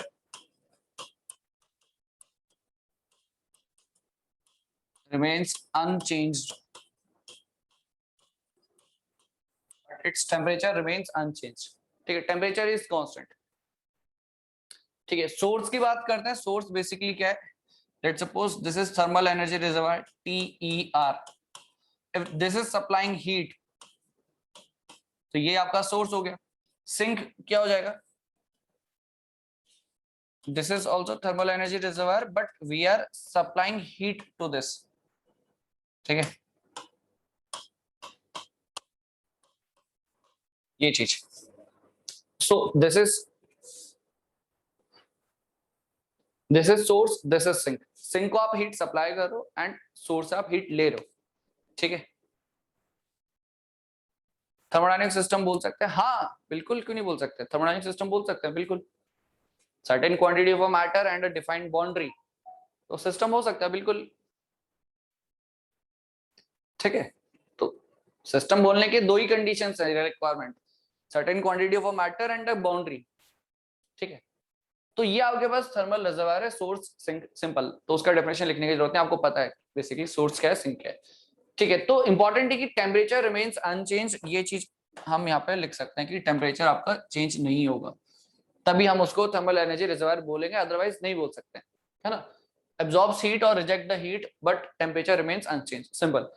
तो लेट सपोज आप, अगर आप बात करते हो, इसके बाद जो चीज इंपॉर्टेंट हमारे लिए वो है हीट इंजन। ठीक है, नेक्स्ट चीज है हीट इंजन।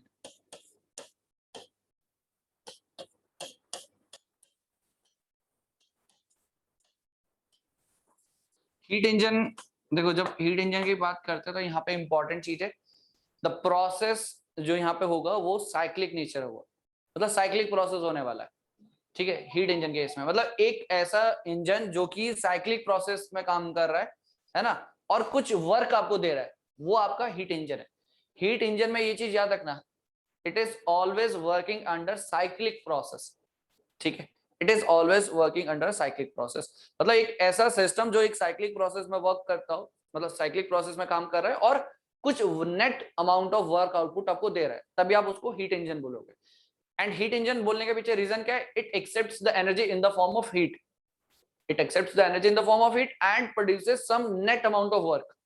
ठीक है, एंड जो भी प्रोसेस होगा वो साइक्लिक नेचर में होगा, ये चीज इंपॉर्टेंट हो जाती है हीट इंजन के केस में। फॉर एग्जाम्पल देखो, ये हो गया आपका, ठीक है, ये तो रिप्रेजेंटेशन है। जस्ट सबसे पहले एक सिंपल केस कंसीडर करते हैं, रैंकाइन साइकिल एक कंसीडर कर लेते हैं। देखो रैंकाइन साइकिल अगर मैं बात करूं तो दिस इज योर बॉयलर, ठीक है, दिस इज योर टरबाइन,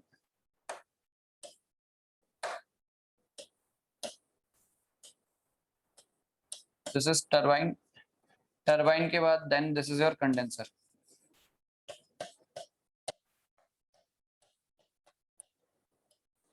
ठीक है, फिर देन आपका यहाँ पे कनेक्टेड है पंप। ठीक है, इस तरीके से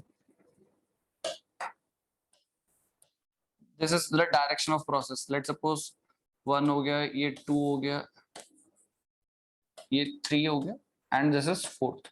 तो प्रोसेस आपको दिख रहा है साइक्लिक नेचर, साइक्लिक मतलब पूरा साइक्लिक प्रोसेस हो रहा है एंड ये आपको दिख रहा है क्लॉकवाइज डायरेक्शन में भी। ये चीज का भी ध्यान रखना कि first of all boiler, boiler से टरबाइन, टरबाइन से कंडेंसर, कंडेंसर से पंप, बेसिकली ये मूव कर रहा है एंड जो ये रोटेशन कर रहा है इन द क्लॉकवाइज डायरेक्शन।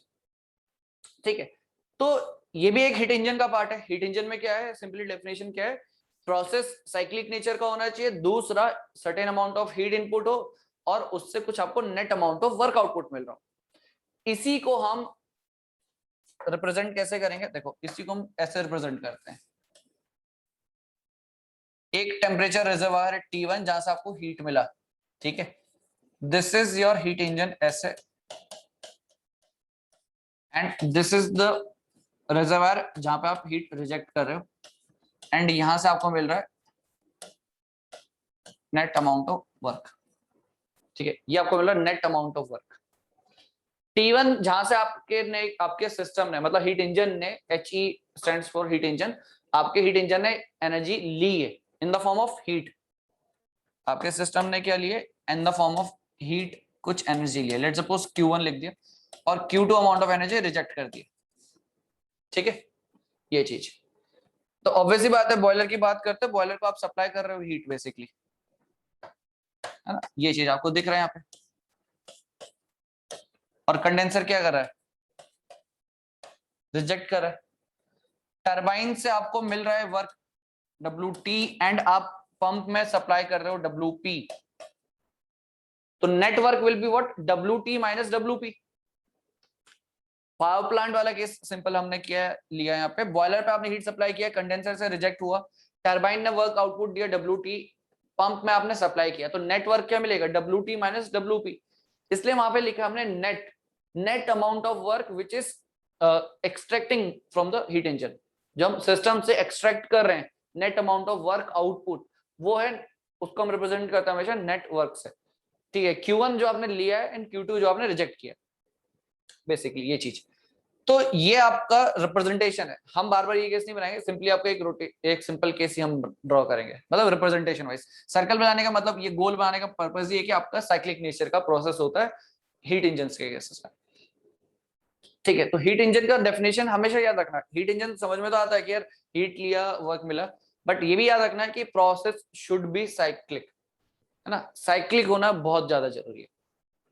अब लेट सपोज इसी में हम बात करते हैं, Q1 आपका क्या है, जो हीट सप्लाई हुआ है। अच्छा, first law of thermodynamics for a cyclic process तो पता है आप लोगों को, first law of thermodynamics for the cyclic process,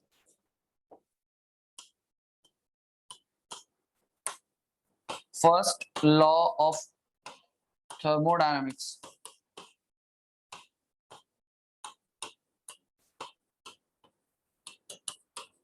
for cyclic process।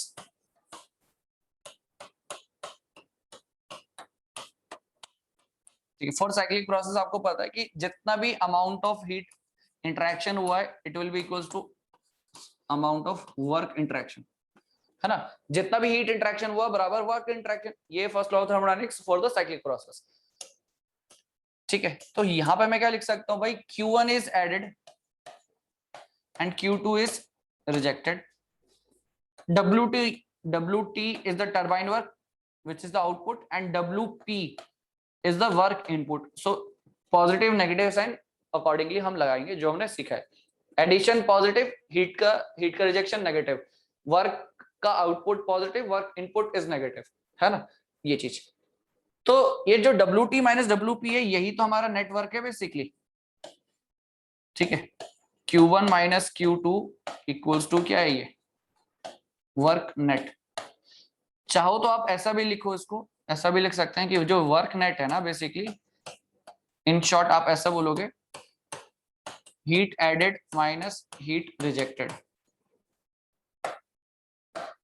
ठीक है, ये चीज याद रखना sir. Net work will be what, heat added minus heat rejected, HA minus HR। ठीक है, ये चीज। तो ये हमारा रिप्रेजेंटेशन था। ठीक है, वर्क नेट यहां पे मैं लिख लेता हूं direct, it is equals to Q1 minus Q2, और डायरेक्टली आप ऐसे लिखो heat added minus heat rejected. ठीक है, अब बात आती है कि चलो ठीक है समझ में आ गया नेटवर्क। अब बात है यहाँ पे थर्मल एफिशिएंसी की। Thermal efficiency, what will be the thermal efficiency?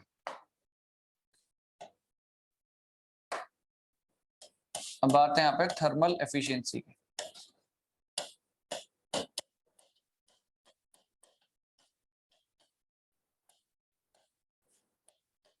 Thermal efficiency, thermal efficiency क्या होगा आपका? Net amount of work output divided by the heat input.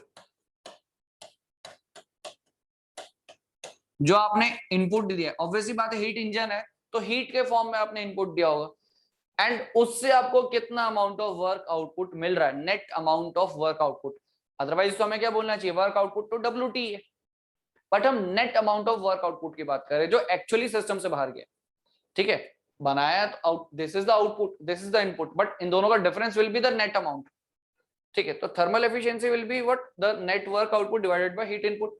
अब इसमें क्या है कि जब आपने ये फॉर्मूला लिखा तो यहां से नेटवर्क आपके पास क्या था, देखो Q1 minus Q2,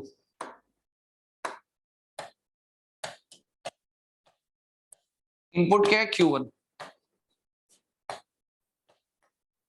and it will be equals to what, 1 minus Q2 divided by Q1।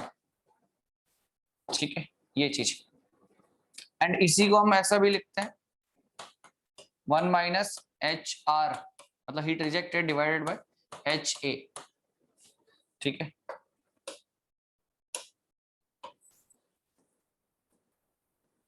ठीक, तो ये तो थर्मल एफिशिएंसी का फॉर्मूला आ गया आपके पास।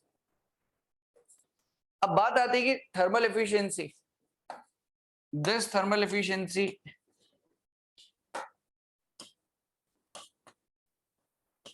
cannot be equals to 100%, because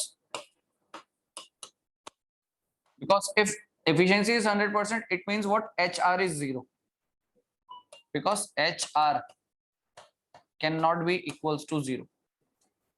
ठीक है, ये चीज याद रखना, efficiency cannot be 100% because HR cannot be equals to 0, और HR 0 होगा तभी तो आप efficiency 100% बोलोगे, अदरवाइज बोल ही नहीं सकते। अब क्वेश्चन है कि हीट रिजेक्ट क्यों नहीं कर सकते, why we cannot reject the heat?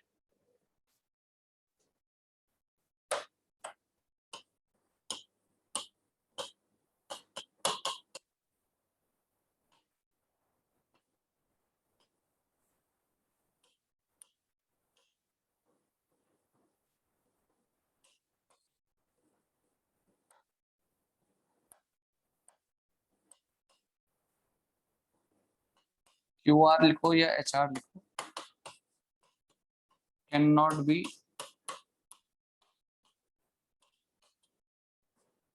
be equal to 0। ठीक है, why QR और HR cannot be equal to 0। ठीक है, तो efficiency cannot be 100% because HR is not 0। ठीक है, losses, yes exactly losses। अब जो लॉस वाली बात है, देखो we can minimize the HR, उसको मिनिमाइज कर सकते हैं, बट वो 0 नहीं हो सकता। इस वजह से बोला कि एफिशिएंसी इक्वल्स टू 100% नहीं है, मतलब not equals to 100% because HR is not equals to 0। देखो एक्चुअली क्या है ना, लॉसेस का मतलब ये नहीं कि हमारा सिस्टम इनएफिशिएंट है, लॉसेस का मतलब ये नहीं है कि हमारा सिस्टम इनएफिशिएंट है, आप 100% एफिशिएंट भी बना सकते हो, बट एफिशिएंसी नहीं आ रही 100%। उसका रीजन सिंपल सा लॉजिक ये है, अगर आप देखो सिस्टम हमने बोल रखा है हीट इंजन किसको बोल रहे हैं, जो साइक्लिक प्रोसेस में ऑपरेट करे। लेट सपोज आपका सिस्टम है कुछ इस तरीके से, ठीक है, this is your system. And अगर इस सिस्टम को हमने कुछ हीट सप्लाई किया, ठीक है, इसको हम ऐसे लिख लेते हैं, आपने कुछ इसको हीट सप्लाई किया, ठीक है, QHA, इस तरीके से आपने हीट सप्लाई किया, हीट एडिशन हुआ। ऑब्वियसली बात है, सिस्टम में ये पिस्टन है, कुछ मोशन करेगा तो एक्सपेंशन होगा सिस्टम का, मतलब कुछ सिस्टम ने वर्क किया होगा, लेट्स सपोज ऐसा कुछ, ठीक है। अब इनिशियली क्या होगा, इनिशियली टेम्परेचर था T, after heat addition temperature will be more, temperature ज्यादा होने वाला कहीं ना कहीं। अब आपने हीट एडिशन दिया, सिस्टम ने वर्क कर दिया। अब सिस्टम ने वर्क कर दिया एंड सिस्टम को अगर आपको सिस्टम को दोबारा इनिशियल कंडीशन पे लाना है, समझ रहे बात को, सिस्टम को आपने हीट दिया, सिस्टम को हीट देने के बाद सिस्टम ने कुछ वर्क परफॉर्म किया, एक्सपेंशन हुआ, एंड अगर आपको सिस्टम को दोबारा से अपनी इनिशियल कंडीशन पे लाना है, क्यों इनिशियल कंडीशन पे लाना, बिकॉज हम क्या कह रहे हैं कि those heat engines are operating in cyclic process. अब वो साइक्लिक प्रोसेस में ऑपरेट होंगे तो इनिशियल कंडीशन पे लाना पड़ेगा। अब अगर आपको इनिशियल कंडीशन में लाना है तो वो तो तभी पॉसिबल हो सकता है जब आप क्या करो, अमाउंट ऑफ हीट इसमें जो आपके पास है उसको रिजेक्ट करोगे। एंड ऑब्वियसली बात है, टेम्परेचर T है, आफ्टर हीट एडिशन टेम्परेचर जो भी होगा, let's suppose T1, it is greater than T, उस अमाउंट ऑफ जो इसके अंदर हीट कंटेंट है उसको रिजेक्ट करना पड़ेगा। अब रिजेक्ट करना है, रिजेक्ट करना है तो आपको कोई दूसरा बॉडी चाहिए होगा जो हीट ले सके। यहां से तो आपने इनिशियली कोई आपके पास ये रिजर्वायर है, सोर्स है, दिस इज द सोर्स जो सप्लाई कर रहा है आपके पास। अब क्या होना चाहिए, कोई एक सिंक होना चाहिए, आपके पास कोई सिंक होना चाहिए जो यहां से हीट एक्सेप्ट कर ले, तभी जाके तो वो अपनी इनिशियल कंडीशन में वापस आएगा, ठीक है। After giving the heat temperature is more than the initial condition, and अगर आपको इनिशियल कंडीशन पे लाना है तो कुछ अमाउंट ऑफ हीट को रिजेक्ट करना पड़ेगा। अब रिजेक्ट करना है तो कोई सिंक लाना पड़ेगा, सोर्स तो एक्सेप्ट नहीं करेगा ना हीट, सोर्स तो दे रहा है हीट, वो थोड़ा एक्सेप्ट करेगा, आपको कोई दूसरा सोर्स, दूसरे रिजर्वायर की जरूरत पड़ेगी जो एक्सेप्ट कर रहा हो हीट, मतलब सिंक की जरूरत पड़ेगी। इसलिए आपको यहां से आप एक और लॉजिक देख सकते हो, जो कैल्विन प्लैंक स्टेटमेंट, अगर आपको याद हो, कैल्विन प्लैंक स्टेटमेंट क्या होता है, कैल्विन प्लैंक स्टेटमेंट ये है कि कोई भी इंजन जो कि साइक्लिक प्रोसेस में ऑपरेट कर रहा है वो एक रिजर्वायर के साथ काम नहीं कर सकता, उसको एटलीस्ट दो रिजर्वायर की जरूरत है, एटलीस्ट दो रिजर्वायर की जरूरत है। वो रीजन यही है, एक रिजर्वायर के साथ कभी काम नहीं हो सकता, है ना, अगर वो साइक्लिक प्रोसेस में ऑपरेट कर रहा है तो। इंपॉर्टेंट ये चीज, क्योंकि साइक्लिक प्रोसेस में ऑपरेट कर रहा है तो उसे दोबारा वापस आना है, दोबारा वापस आना है तो अमाउंट ऑफ हीट को रिजेक्ट करना पड़ेगा, रिजेक्ट के लिए कोई दूसरा रिजर्वायर की जरूरत पड़ेगी, इससे काम नहीं चल सकता, ये थोड़ा हीट एक्सेप्ट करेगा। तो those engines which are operating under cyclic process, it cannot operate with a single reservoir, यही कैल्विन प्लैंक स्टेटमेंट का बेसिस है बेसिकली। तो दो रिजर्वायर की जरूरत पड़ी क्योंकि एक से आपने लिया है, एक को दिया है। अब हीट का कितना कम आप रिजेक्शन कर रहे हो उसी पे डिपेंड करता है उसका थर्मल एफिशिएंसी। अगर जो हीट और वर्क में कन्वर्ट हुई है और उस टॉप अप करें,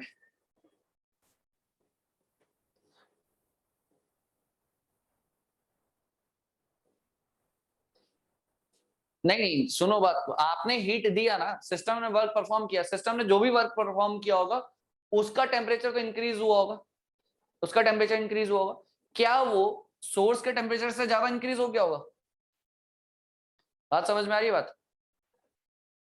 जो भी आपने हीट सप्लाई करा इसको सिस्टम को फ्रॉम एनी सोर्स, तो ऑब्वियसली बात है हीट सप्लाई हो रहा है क्योंकि इसका जो टेम्परेचर है Ts, it is greater than T, तभी हीट ट्रांसफर हो रहा है। अब डेफिनेटली सिस्टम का टेम्परेचर बढ़ेगा, लेट्स सपोज T1 है, क्या वो T1 Ts से बड़ा हो सकता है कभी? हो सकता है कभी? नहीं हो सकता ना, तो नहीं हो सकता तो फिर वो दोबारा रिजेक्शन इसको इसलिए नहीं कर पाएगा, होता तो कर देता, नहीं हो सकता, वो पॉसिबल ही केस नहीं है। समझ में आ रही बात? तो सोर्स ने इसको सप्लाई किया, इसका टेम्परेचर बढ़ेगा। अब ऐसा नहीं कि इसका टेम्परेचर इतना बढ़ जाए कि इसी से ज्यादा टेम्परेचर हो जाए, वो तो पॉसिबिलिटी ही नहीं है। तो जो पॉसिबिलिटी नहीं है तो आप यहां से इसको हीट ट्रांसफर नहीं कर सकते, आपको यहां से हीट ट्रांसफर कराने के लिए कोई दूसरे की जरूरत पड़ेगी। दैट्स व्हाई वी से कि दो रिजर्वायर का रिक्वायरमेंट है, ठीक है, इसलिए हम बोलते हैं कि दो रिजर्वायर का रिक्वायरमेंट पड़ता है। तो इसलिए हमने बोला कि why Q R H R can not be equals to zero, ठीक है। तो thermal efficiency is not equals to 100%, not equals to 100% because HR is not equals to 0. ठीक है, even in ideal case, even in ideal case we cannot say कि HR is 0. ठीक है, तो यहीं पर लिख लेना, even in ideal case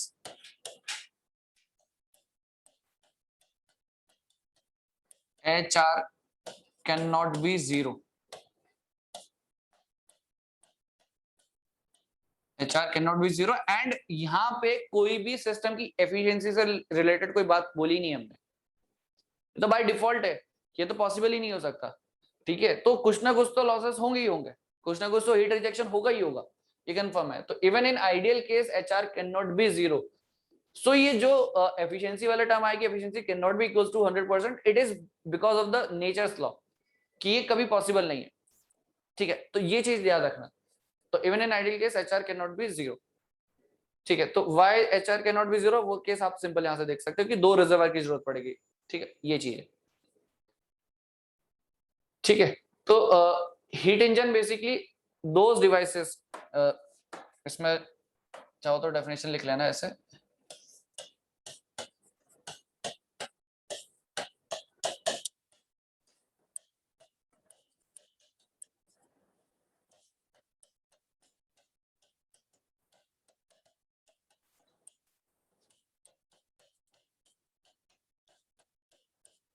Those devices which operates in cyclic process and accepts heat as input, accepts heat as an input and produces net amount of net work output. Net work output.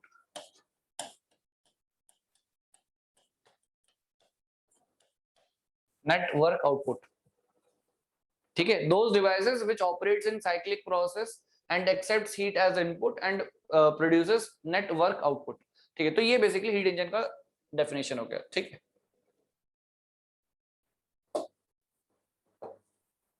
ठीक है, तो network basically क्या होगा, heat added minus heat rejected. कहां से आया, first law of thermodynamics हमने जो अप्लाई किया. ठीक है, बाकी थर्मल एफिशिएंसी आप इस तरीके से निकाल सकते हो. ठीक है, even in ideal case HR can not be 0. हाँ, ठीक है. देखो, अब नेक्स्ट आ जाते हैं जो बेसिकली दो स्टेटमेंट्स है सेकंड लॉ ऑफ थर्मोडायनामिक्स के. ठीक है, तो इसमें सबसे पहले लिखना कैल्विन प्लैंक स्टेटमेंट.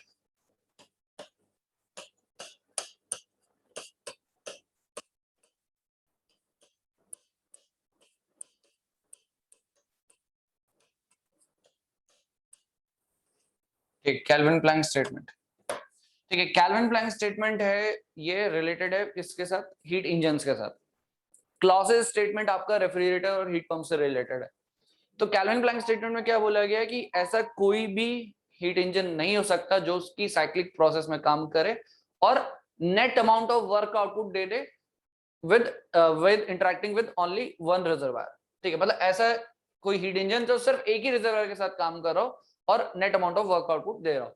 ठीक है, तो वो पॉसिबल केस नहीं हो सकता कभी भी. तो यहाँ पे आप लिख लेना, it is impossible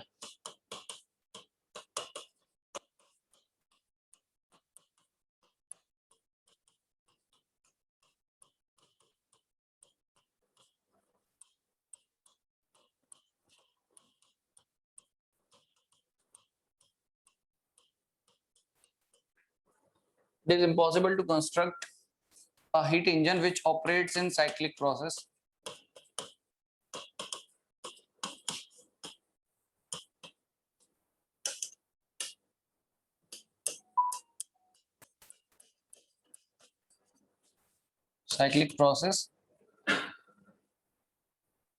and produces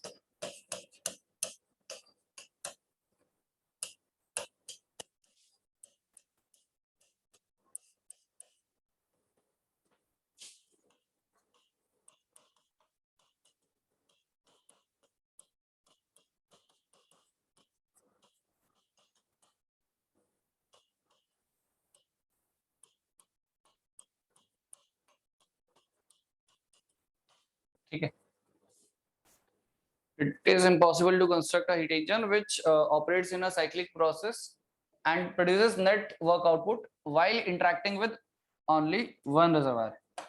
ठीक है, कहने का मतलब ये है, let's suppose this is the thermal reservoir T and it is giving heat to a heat engine. ठीक है, like this, कुछ heat दिया, let's suppose Q1 and it is producing some work. तो ये जो चीज बोली गई है, दिस इज इम्पॉसिबल.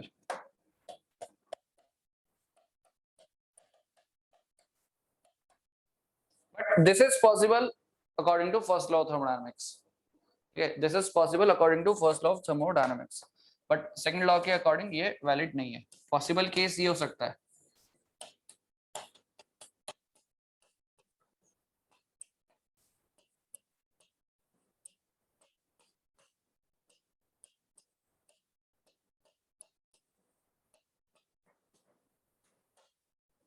ये पॉसिबल इसलिए नहीं क्योंकि पूरा 100% हीट वर्क में कन्वर्ट नहीं होगा.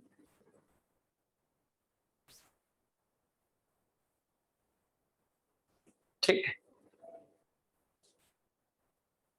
बट फर्स्ट लॉ के अकॉर्डिंग वैलिड है, बट सेकंड लॉ के अकॉर्डिंग वैलिड नहीं है. ठीक है, ये चीज याद रखना. तो this is impossible, this is possible case.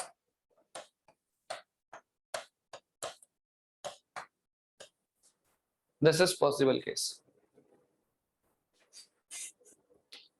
ठीक है, तो ये तो आपका कैल्विन प्लैंक स्टेटमेंट हो गया. बाकी तो वो फॉर्मूले सेम ही है जो आपने लिखे थे अभी, कि एफिशिएंसी क्या होगा वो आपको पता है. थर्मल एफिशिएंसी अगर निकालने को बोला जाए तो आप बोलोगे net work divided by the heat added, and अगर फॉर्मूले में सारी वैल्यूज रखी तो 1 माइनस Q2 बाई Q1 हमें यहाँ से डायरेक्टली मिल जाएगा. ठीक है, ये चीज है. तो ये तो कैल्विन प्लैंक हो गया. अच्छा, कैल्विन प्लैंक के बगल में यहाँ पे ये चीज जरूर लिख लेना, related to heat engine. Simple ये चीज आपको पता होना चाहिए, related to heat engine, HE. Heat engine से रिलेटेड है डायरेक्टली. हम यहाँ पे हीट इंजन के रेस्पेक्ट में बातें कर रहे हैं. दूसरा केस है आपके पास यहाँ पे, वो है clauses statement.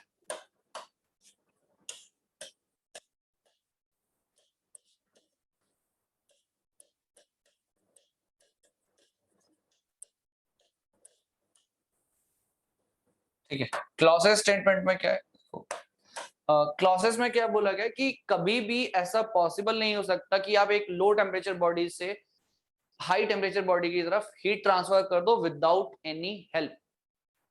Without any help ये पॉसिबल ही नहीं है. तो ये क्लॉसेस स्टेटमेंट है. तो यहाँ पे भी हम वही चीज लिखेंगे, it is impossible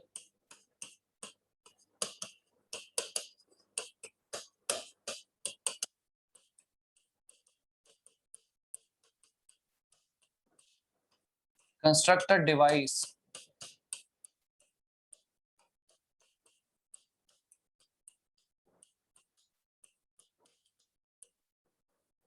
which operates in cyclic manner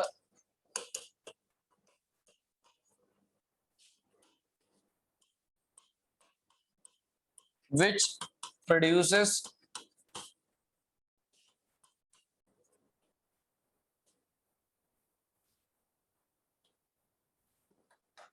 which cyclic manner which transfers heat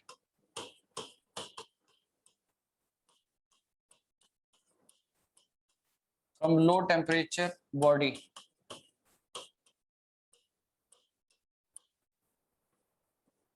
with heat transfer, which transfers heat from low temperature body to high temperature body.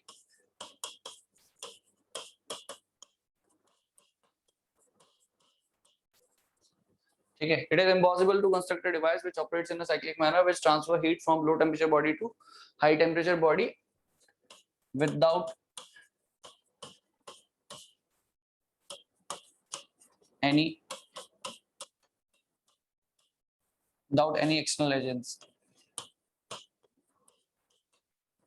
ठीक है, या ऐसा भी बोला जा सकता है कि जो हीट ट्रांसफर कर रहा है low temperature to high temperature without any external agent, या फिर ऐसे बोलो कि without producing any other effect, without producing any other effect, without producing any other effect.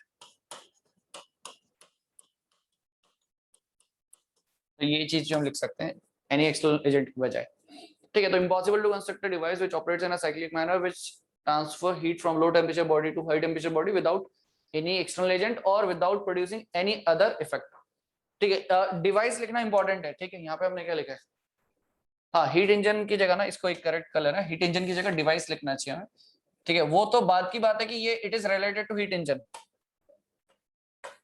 Construct a device, ठीक है। It is impossible to construct a device which operates in a cyclic process and produces net work output while interacting with only one reservoir, ठीक है। तो device but it is related to heat engine, कौन, Kelvin Planck statement. Clausius statement जो है it is related to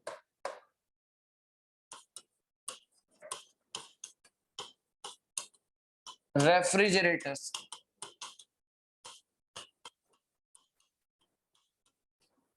and heat pump,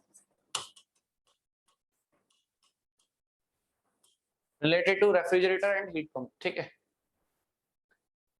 ठीक है। तो कहने का मतलब इन्होंने क्या बोला है, according to this let's suppose this is T1, एक डिवाइस है T2, let's suppose if T2 is less than T1, ठीक, एंड हो क्या रहा है सिस्टम में, हुआ क्या है कि यहाँ से heat transfer Q2 and Q1, heat transfer हो गया यहाँ से यहाँ विदाउट एनी एक्सटर्नल हेल्प, तो ये तो इम्पॉसिबल चीज है,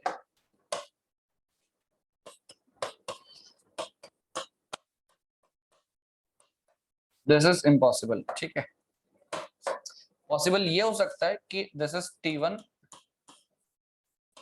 दिस इज T2,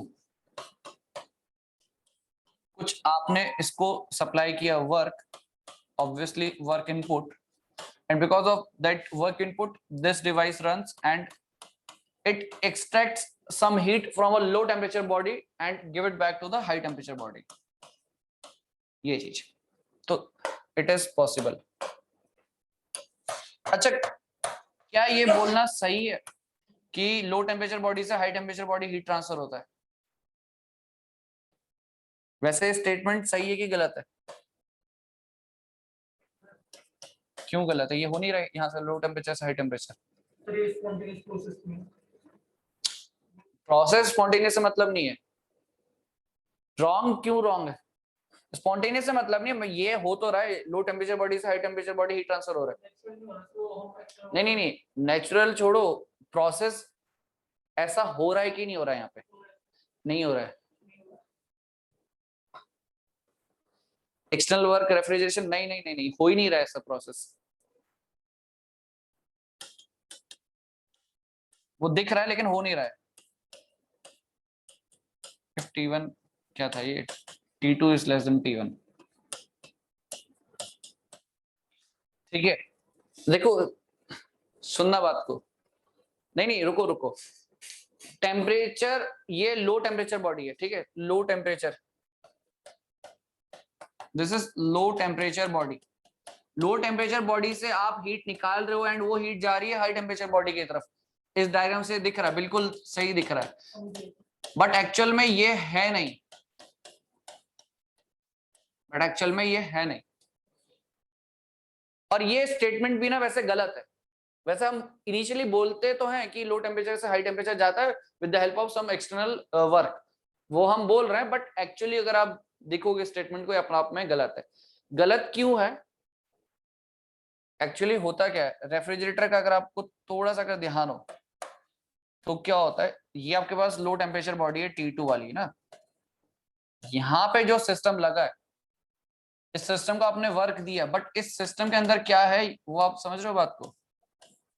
यहाँ पे जो रेफ्रिजरेटर जिसको आप बोल रहे हो, इस रेफ्रिजरेटर में आप देखोगे ये है आपके पास इवोपरेटर में, ठीक है, ऐसे लिख रहा हूँ जस्ट, इसको थोड़ा बड़ा बनाते हैं,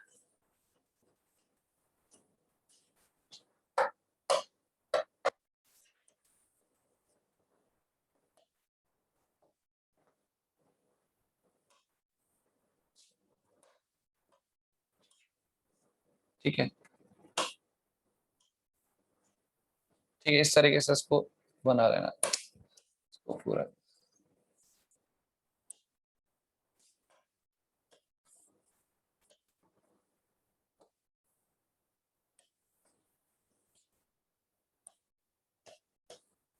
ठीक है, तो ये था आपका लो temperature body, this is high temperature body. अब आप एक चीज देखो, जो रेफ्रिजरेशन साइकिल में जो जो इक्विपमेंट यूज होता है हमारे,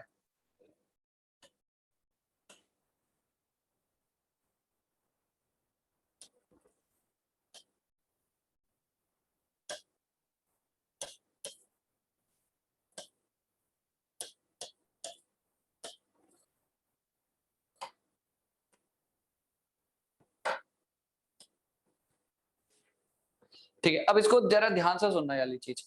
आपके पास ना कौन कौन से इक्विपमेंट आप देखोगे, ये है आपके पास इवापोरेटर, ठीक है, ये this is evaporator, this is your compressor, this is your condenser, this is your expansion valve,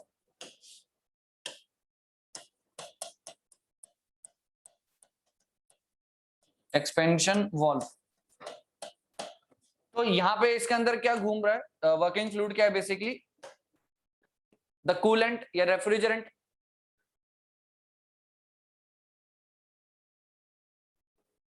ये क्या लिखा है,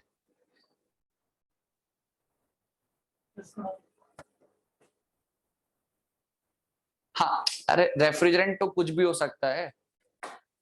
जस्ट आप एक चीज देखो, ये सिस्टम है रेफ्रिजरेशन सिस्टम आपका, इसमें कोई भी रेफ्रिजरेंट है, कूलेंट, रेफ्रिजरेंट, कुछ भी XYZ। आपको पता है कि जब रेफ्रिजरेंट मूव कर रहा है ना, तो क्या होता है, इवापोरेटर, कंप्रेसर, कंडेंसर, ये सब पार्ट लगे हैं। इवापोरेटर वो सेक्शन है सिस्टम का जहां पे उसका लो टेम्परेचर अचीव होता है, जहां पे उसका लो टेम्परेचर अचीव होता है। कहने का मतलब अगर आप थोड़ा सा गौर करोगे तो यहाँ पे जो टेम्परेचर बनेगा ना T, it will be less than T2, and because of this heat transfer from here to hair.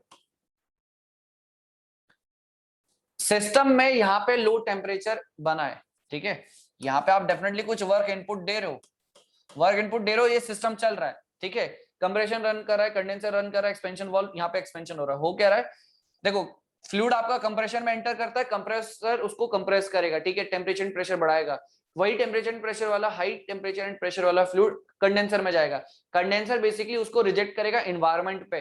अब इन्वायरमेंट को रिजेक्ट करना है, इन्वायरमेंट कौन, T1, इन्वायरमेंट को रिजेक्ट करने के लिए यहाँ पे जो टेम्परेचर होना चाहिए, इट शुड बी, इसको हम लिखेंगे कंडेंसर, और इसको लिखते हैं हम यहाँ पे इवापोरेटर, है ना, evaporator, condenser, it should be greater than T1। तो वो होगा बिकॉज कंप्रेशन ने उसको इतना कंप्रेस किया होगा कि उसका एनवायरमेंट के कंपैरिजन में ज्यादा टेम्परेचर है, ठीक है, एंड देन वो एक्सपेंशन वॉल में जा रहा है, एक्सपेंशन वॉल में एक्सपेंशन होने की वजह से उसका प्रेशर टेम्परेचर रिड्यूस करता है। अब वो इतना रिड्यूस करा कि जो इवापोरेटर में जो एंटर कर रहा है ना, उसका टेम्परेचर रेफ्रिजरेंट का वो T2 के कंपैरिजन से भी कम है, और इसलिए T2 से हीट इधर ट्रांसफर हो रही है, T2 से हीट यहाँ ट्रांसफर हो रही है, फिर वो यहाँ पे फ्लो कर रहा है, कंडेंसर पे जा रहा है, हाई टेम्परेचर बन रहा है, तो वो हाई टेम्परेचर है तो ऑब्वियसली बात है हाई से लो हीट ट्रांसफर होगा। तो पूरी पिक्चर में यही चीज चल रहा है वो, बट आप ये चीज ना देखोगे तो आपको यही लगा जाएगा, अगर आप ये अंदर का पिक्चर नहीं देख रहे हो तो आपको ये देखने को मिलेगा कि यहां से यहाँ हीट ट्रांसफर हो गया, ठीक है, और आइडियली ये बात बोलना गलत है, अगर कंसेप्चुअली अगर मैं बात बोलूं तो ये चीज गलत हो जाएगा फिर, ठीक है, बट अभी के लिए आप बोल दो कि ठीक है लो टेम्परेचर से हाई टेम्परेचर जा रहा है, बट अगर आपसे कोई डिटेलिंग में पूछे तो आप ये चीज आंसर करने में कैपेबल होने चाहिए, ठीक है, क्योंकि ये मतलब बहुत ही बेसिक सा पॉइंट भी है और बहुत इंटरेस्टिंग और डीप पॉइंट भी है। जनरली आप बुक्स में पढ़ोगे तो आपको ये चीज जनरली मिलेगा नहीं ऑब्जर्वेशन, क्योंकि देखो क्या होता है, हम बाय डिफॉल्ट जब भी पढ़ते यही पढ़ते हैं, लो टेम्परेचर से हाई टेम्परेचर भेजना है, रेफ्रिजरेटर है उसमें हमने वर्क दिया और ये यहाँ से यहाँ ट्रांसफर हो गया, बट अगर हम आगे जब VCRS पढ़ते हैं या RAC पढ़ेंगे तो वहां पे जब डिटेलिंग पढ़ेंगे तो वहां पे ये पॉइंट इंपॉर्टेंट हो जाता है कि यहाँ से यहाँ हीट ट्रांसफर तो हो रहा है, बट यहाँ पे जो टेम्परेचर है इवापोरेटर का, it is very much less as compare to T2, तो T2 ज्यादा है तो T2 से हीट ट्रांसफर ऑटोमेटिकली हो रहा है। बस यहाँ पे लो टेम्परेचर बनाने में हमारा वर्क का रिक्वायरमेंट है, यहाँ पे ये लो टेम्परेचर का जो रीजन बन रहा है इवापोरेटर में, बिकॉज ऑफ द रेफ्रिजरेंट, जो लो टेम्परेचर का इन्वायरमेंट बन रहा है उसके लिए हमें वर्क की रिक्वायरमेंट, वो एक बार बना दिया तो यहाँ से हीट तो अपना ट्रांसफर होगी, फिर हमने सिस्टम में कंडेंसर में भेजा और वहां पे उसका टेम्परेचर प्रेशर बहुत ज्यादा, तो ऑटोमेटिकली क्या हो गया, वो हीट रिजेक्ट करेगा सराउंडिंग को। एसी में क्या होता है, एसी भी तो यही होता है, आपका जो एसी है उसने यहाँ से रूम से हीट कलेक्ट करी, ट्रांसफर किसको करी, कंडेंसर को। कंडेंसर में उतना हाई टेम्परेचर है, आप देखते हो जब एसी के पास, एसी का जो बाहर का कंडेंसर वाला पार्ट रहता है वो कितना ज्यादा हॉट रहता है एज कम्पेयर टू एटमॉस्फेयर। अरे वो एटमॉस्फेयर में हीट तो रिजेक्ट तभी करेगा ना जब उसका टेम्परेचर खुद ज्यादा हो एटमॉस्फेयर के कंपैरिजन में।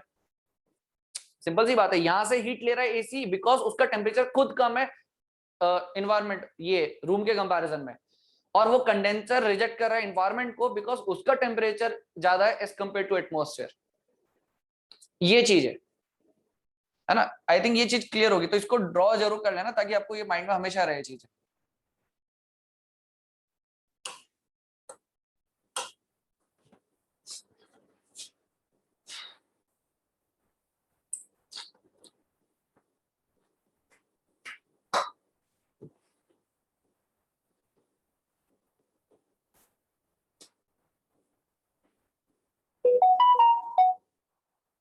इसका प्रोसेस स्टार्ट कहाँ से होती है?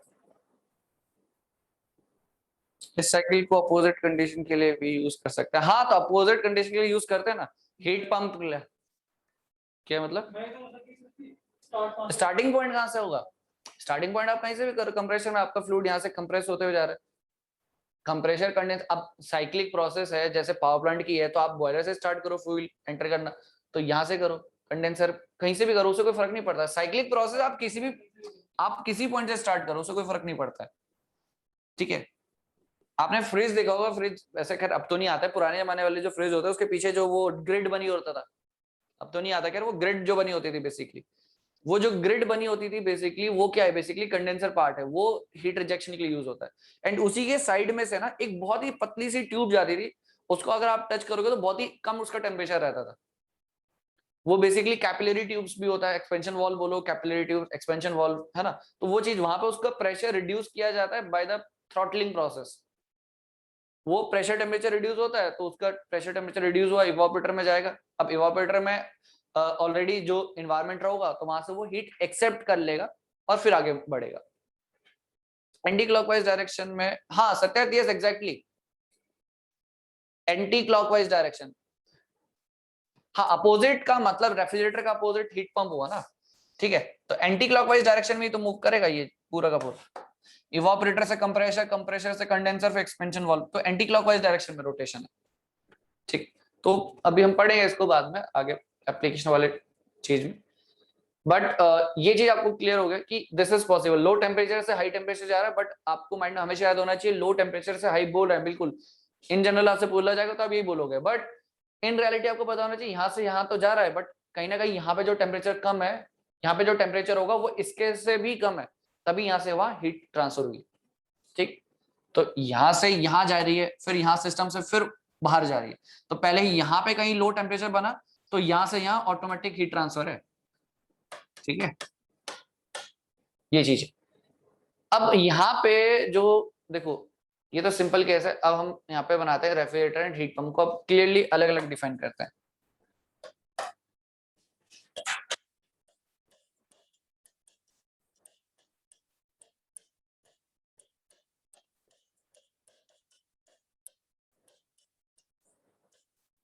ठीक है,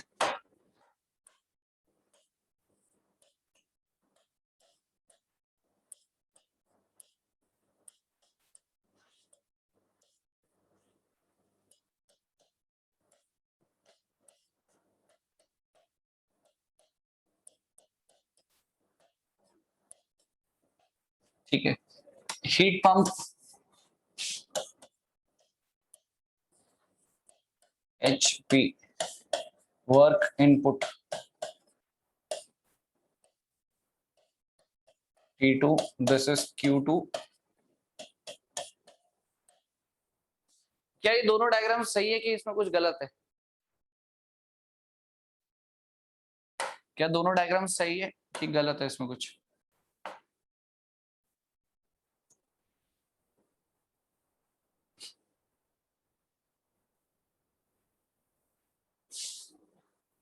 हीट पंप वाला रॉन्ग है, किस कहाँ पे रॉन्ग है वो?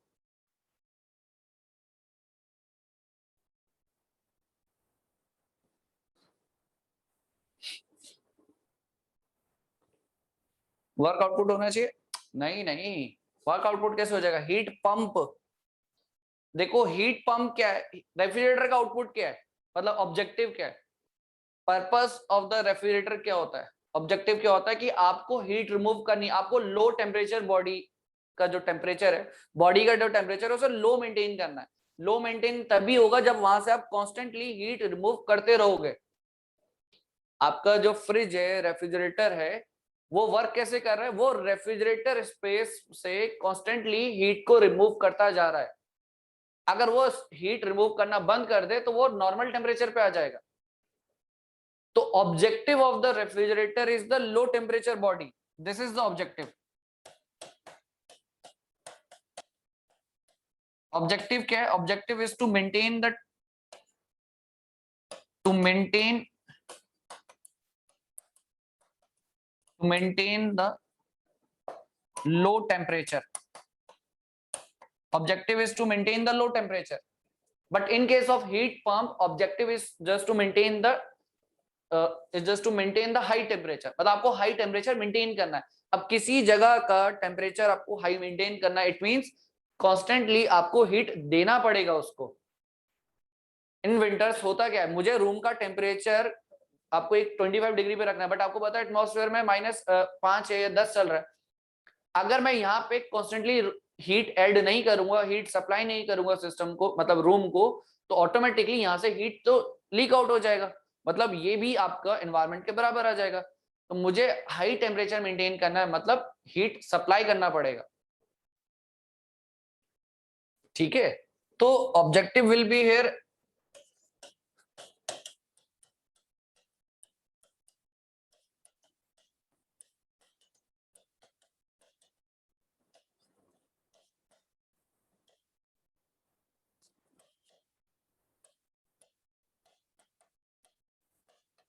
Maintain high temperature. अब इसका हाई टेम्परेचर मेंटेन करना है तो हीट सप्लाई देकर ही पॉसिबल है। ये बात एक्सेप्ट करते हो, इसका टेम्परेचर आपको हाई मेंटेन, मतलब T1 को आपको मतलब T2 के कंपैरिजन में ज्यादा रखना है। तो ऑब्वियसली बात है कब होगा, जब आप इसको हीट सप्लाई करते रहोगे कॉन्स्टेंटली। ये T2 लो कैसे मेंटेन होगा, जब तक आप यहां से हीट रिमूव करते रहोगे कॉन्स्टेंटली, तो ये लो टेम्परेचर मेंटेन रहेगा। तो डायरेक्शन इज सेम, डायरेक्शन में कोई प्रॉब्लम नहीं है, दोनों का डायरेक्शन सेम है, but objective is different. Objective is different, ये चीज है। ठीक है, दोनों के केस में ऑब्जेक्टिव डिफरेंट हो रहा है और कुछ नहीं। ठीक है, तो जब आप रेफ्रिजरेटर की बात करते हो, हीट पंप की बात करते हो, ऑब्जेक्टिव यहाँ पे है ये T2। मुझे इसका टेम्परेचर लो मेंटेन करना है, इसका टेम्परेचर लो मेंटेन करना है, तो यहाँ से हीट रिमूव करते रहनी पड़ेगी मुझे through out the process. And in case of heat pump, अगर मुझे T1 का टेम्परेचर, मतलब T1 जो हाई टेम्परेचर बॉडी है उसका टेम्परेचर मेंटेन करके रखना है, तो कॉन्स्टेंटली मुझे हमेशा during the process heat add करते रहना पड़ेगा। क्लियर? ठीक है, तो अब यहाँ पे ना एफिशिएंसी का कोई मतलब नहीं है। एफिशिएंसी का मतलब क्यों नहीं है, देखो लेट्स सपोज इसका एफिशिएंसी अगर मैं बात करूं तो एफिशिएंसी क्या लिखोगे आप, what you will write, efficiency क्या लिखने वाले हो? एफिशिएंसी क्या होता है, output divided by input. Output divided by input होता है ना, तो आउटपुट क्या है यहाँ पे, रेफ्रिजरेटर के केस में आउटपुट क्या है, what is the output? Q1 Q2 will be the, हाँ ऑब्जेक्टिव मुझे इसको टेम्परेचर लो मेंटेन करना है, तो यहां से जितना निकला वो मेरा ऑब्जेक्टिव है, क्योंकि जितना निकलेगा उसी के बेसिस पे ये ठंडा रहने वाला है। तो ऑब्जेक्टिव क्या है यहाँ पे, Q2 होना चाहिए। और इनपुट क्या है, वर्क इनपुट। इनपुट क्या दे रहा हो, वर्क इनपुट। अब एक्चुअली में क्या है, इट इज ग्रेटर देन 1, तो एफिशिएंसी वाला टर्म इसके साथ फिट नहीं बैठता है कॉन्सेप्चुअली, क्योंकि हम बोलते हैं efficiency can not be greater than 1, efficiency can not be greater than 1 ना, बट इस केस में एफिशिएंसी ग्रेटर देन 1 आपको देखने को मिलेगा। तो कॉन्सेप्चुअली एफिशिएंसी 1 से ज्यादा नहीं होना चाहिए, इसलिए एफिशिएंसी वर्ड हम यूज नहीं करते हैं यहाँ पे, एफिशिएंसी वर्ड हम यूज नहीं करते हैं इन केसेस में। ठीक है, क्यों ग्रेटर देन 1 है, देखो आप इसमें लगाओ first law of thermodynamics, simple energy balance करोगे तो आप ये चीज लिख सकते हो ना, Q1 equals to what, Q2 plus work input from the energy balance, ये चीज लिखा जा सकता है। सिस्टम में एंटर क्या कर रहा है, Q2 एंड वर्क इनपुट, ये दो चीज एंटर कर रही है, बाहर क्या जा रहा है, Q1, तो ऑब्वियसली बात है Q1 will be what, Q2 plus work input. इस केस में क्या है, इस केस में भी वही चीज है।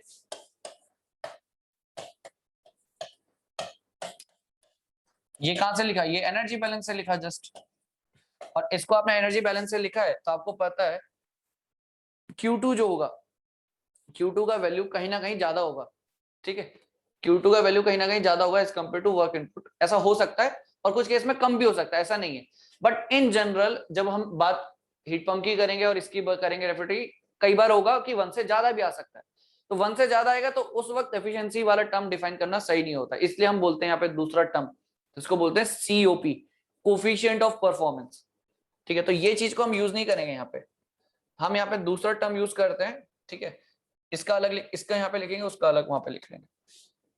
यहाँ पे दूसरा टर्म यूज करते हैं जिसको हम बोलते हैं कोफिशिएंट ऑफ परफॉर्मेंस, क्योंकि एफिशिएंसी भी तो परफॉर्मेंस ही चेक कर रहा है ना, बस नाम बदल के कोफिशिएंट ऑफ परफॉर्मेंस रख दिया और कुछ नहीं। COP, मीनिंग वही है, मीनिंग बिल्कुल वही है। मीनिंग इसको लिखने का तरीका क्या है? COP को लिखने का तरीका है desired effect. Desired effect is what, जो आप चाहते हो, ठीक है। डिजायर्ड इफेक्ट इज व्हाट, जो आप चाहते हो बेसिकली, एंड उसके लिए क्या देना पड़ रहा है? रिक्वायर्ड इनपुट, ठीक है। देखो एक चाहत है और जो उस चाहत के लिए आपको जो काम करना है वो है रिक्वायर्ड इनपुट, ठीक है। तो जब आप डिजायर्ड इफेक्ट की बात करते हो, desired effect is your Q2 in case of refrigerator. Required input तो क्या वर्क इनपुट है यहाँ पे। सो this is COP of the refrigerator.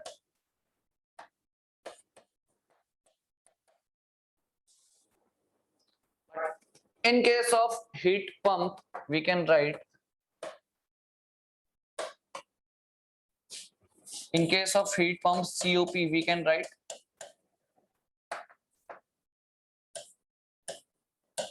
heat pump, we can write कि क्या होगा यहाँ पे Q1 divided by work input, क्योंकि हीट पंप के केस में मुझे टेम्परेचर ज्यादा रखना है, टेम्परेचर ज्यादा रखना है तो मुझे हीट सप्लाई करते रहना पड़ेगा। तो हीट सप्लाई करना मेरा डिजायर्ड इफेक्ट है, ठीक है। जैसे यहाँ से हीट निकालना मेरा डिजायर्ड इफेक्ट था, वहां पे क्या है, हीट देना मेरा एक डिजायर्ड इफेक्ट है। और वर्क इनपुट तो सेम वही वाली कहानी। सो this is your COP, this is your COP, ठीक है। ये चीज, तो ये दो फॉर्मूले आपके पास यहाँ पे आ जाते हैं, COP of heat pump and COP of refrigerator, ठीक है। इतना बेसिक आपको क्लियर होना चाहिए ये वाला part. COP of heat pump कैसे लिखा एंड COP ऑफ रेफ्रिजरेटर कैसे लिखा, ये दोनों चीजें क्लियर होनी चाहिए। बस ऑब्जेक्टिव डिफरेंट है दोनों के, डायग्राम में तो कोई खास डिफरेंस नहीं है, ऑब्जेक्टिव डिफरेंट है, ठीक है। चलो यहाँ तक आई थिंक चीजें क्लियर होंगी, बाकी कल डिस्कस करते हैं इस पे, न्यूमेरिकल्स करेंगे, काफी अच्छे न्यूमेरिकल्स आते हैं इस पे, तो न्यूमेरिकल वाला पार्ट कल डिस्कस करते हैं, ठीक है। बाकी ना केस कुछ डाउट होगा तो पूछ लेना, ठीक है। चलो फिर देन, थैंक यू।